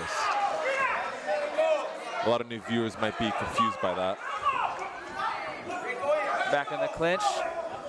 That was a nice elbow, just barely missed. Yep. Yeah, Kalama Chung nice and light on his feet. Good movement here. We got Kalama in the center of the circle, working the edge. Wow, working I Sandman see it coming. Oh, See good it right coming. hand landed there by Kalama Chung. Kalama Chung loves that overhand right. He's got a beautiful overhand right, nice and tight, and when that thing lands, it can put anybody's lights out.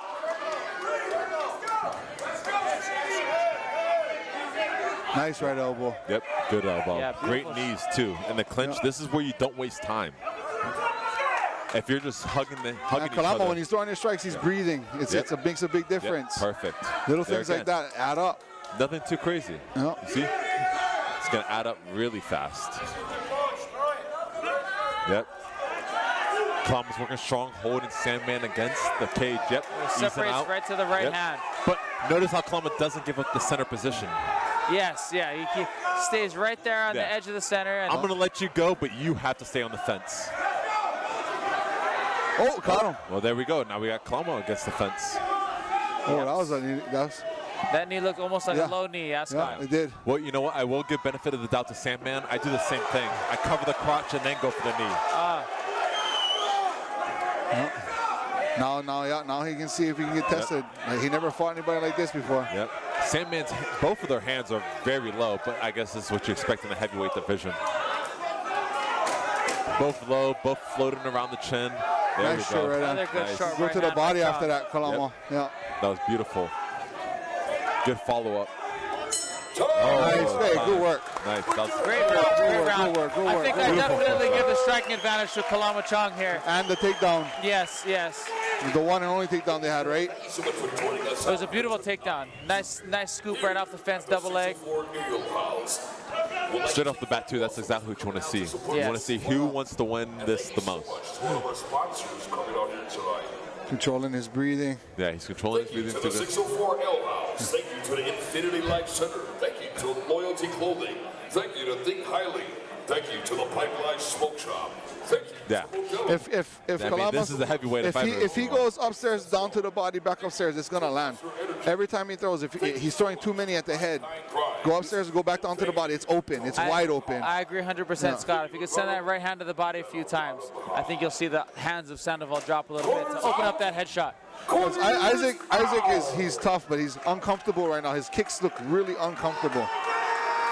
When you throw those long front kicks from 2 feet outside of your range, you know what I mean? It's not a good sign. And out of a fight that's only 3 rounds, this is where cardio counts. Second round, you know, you got all that adrenaline pumped through your veins.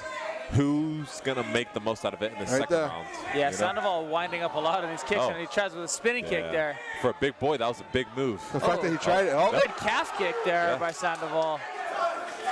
Everything's just timing when it comes down to it, you know? Yeah, Kalama's setting that right hand up, though. Yeah. You know, Sandoval's doing a lot better than last round. You know, he's keeping his distance with those long kicks. Good defense, good defense. Yeah, Sandoval's doing a good job of keeping that left hand nice and high. Kalama should go with that right hook right to that body, huh? Test his spleen, test his liver. Good strong drives from Kalama, though, you know? And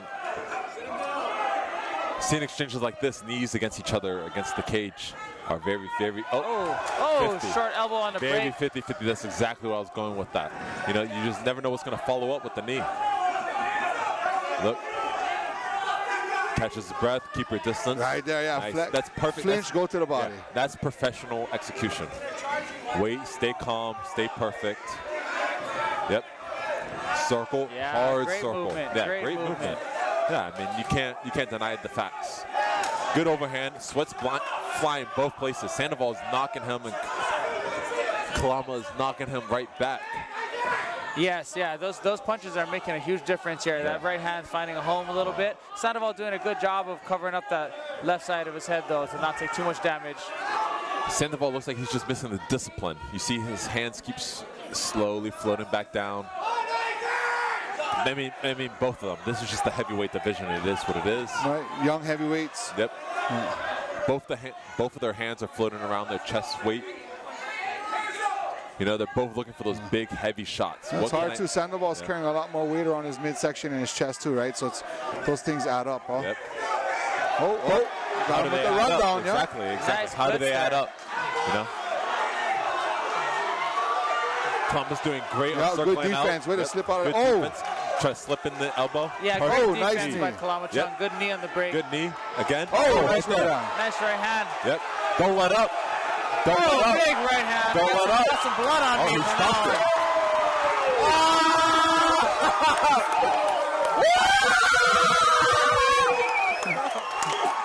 You ain't got a souvenir like this, did you? Hey. Souvenirs for life, brother. Man, there's nothing more I've ever wanted in the fucking world. Kalama Chung. It don't get better than this, mother. It don't get better than this. This is X1 World Events MMA here, local in Hawaii. Man, if you want to see some scrappers, this is the place to be. Yeah, that was fun. It doesn't get more technical and perfection than this. No. The whole West Coast of the United States, you know? Ladies and gentlemen, put your hands Good stuff. Good stuff. Thank everybody for joining us. Can I put the belt on his arm? That's fine. In our main event, amateur MMA title fight.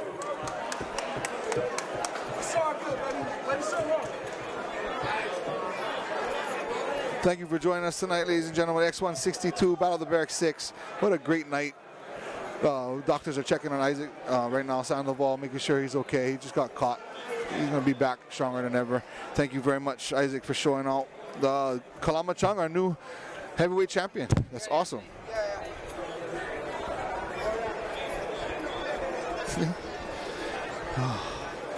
Man, love MMA.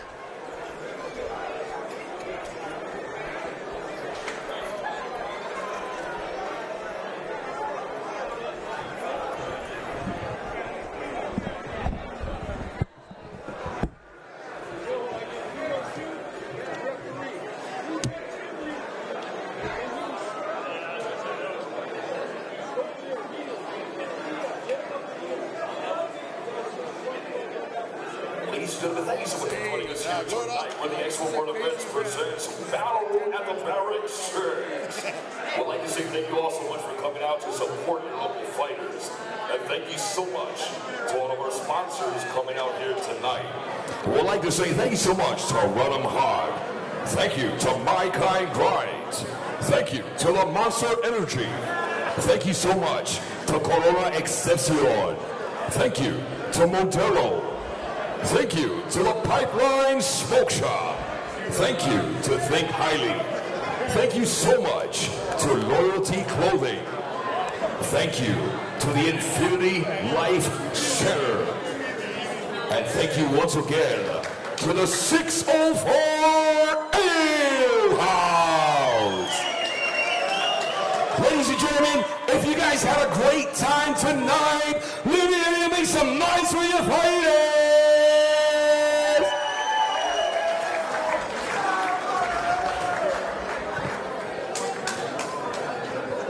We'd like to say thank you so much to all of our fighters coming out here and performing for us tonight. You guys did wonderful.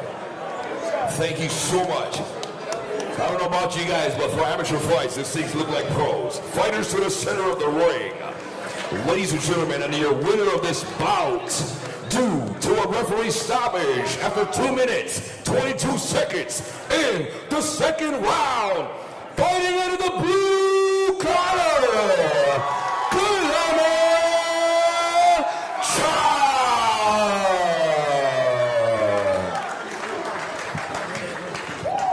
We'd like to say thank you so much to Kalama Chung for winning the main event heavyweight title bout.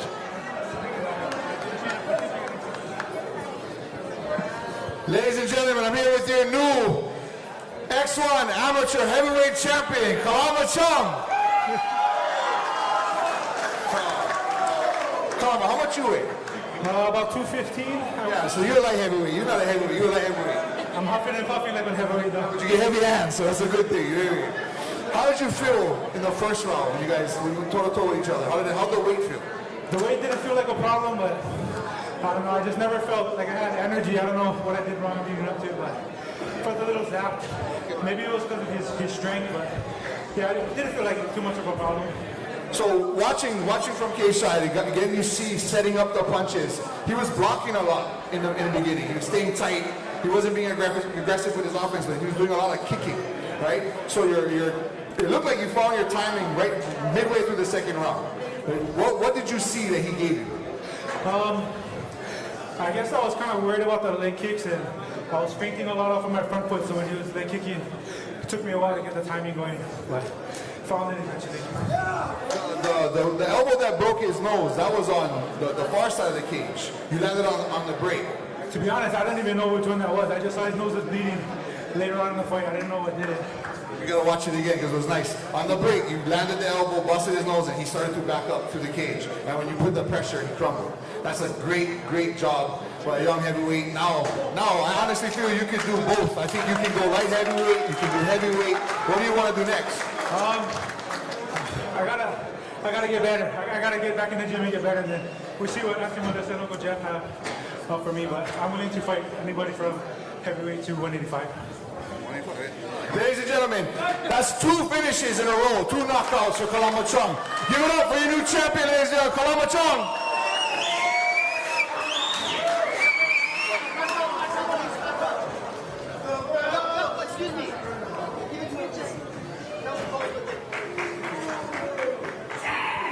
Ladies and gentlemen, put your hands together once again for Kalama Chung,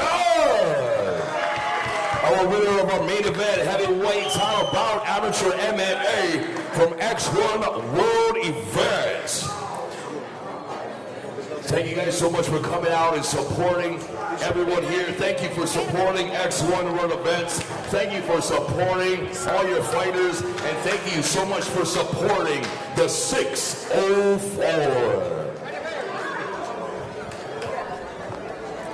Ladies and gentlemen, be advised, don't forget, all fighters, if you want to be on the next X1 fight card, please reach out to Melissa and Jeff on IG.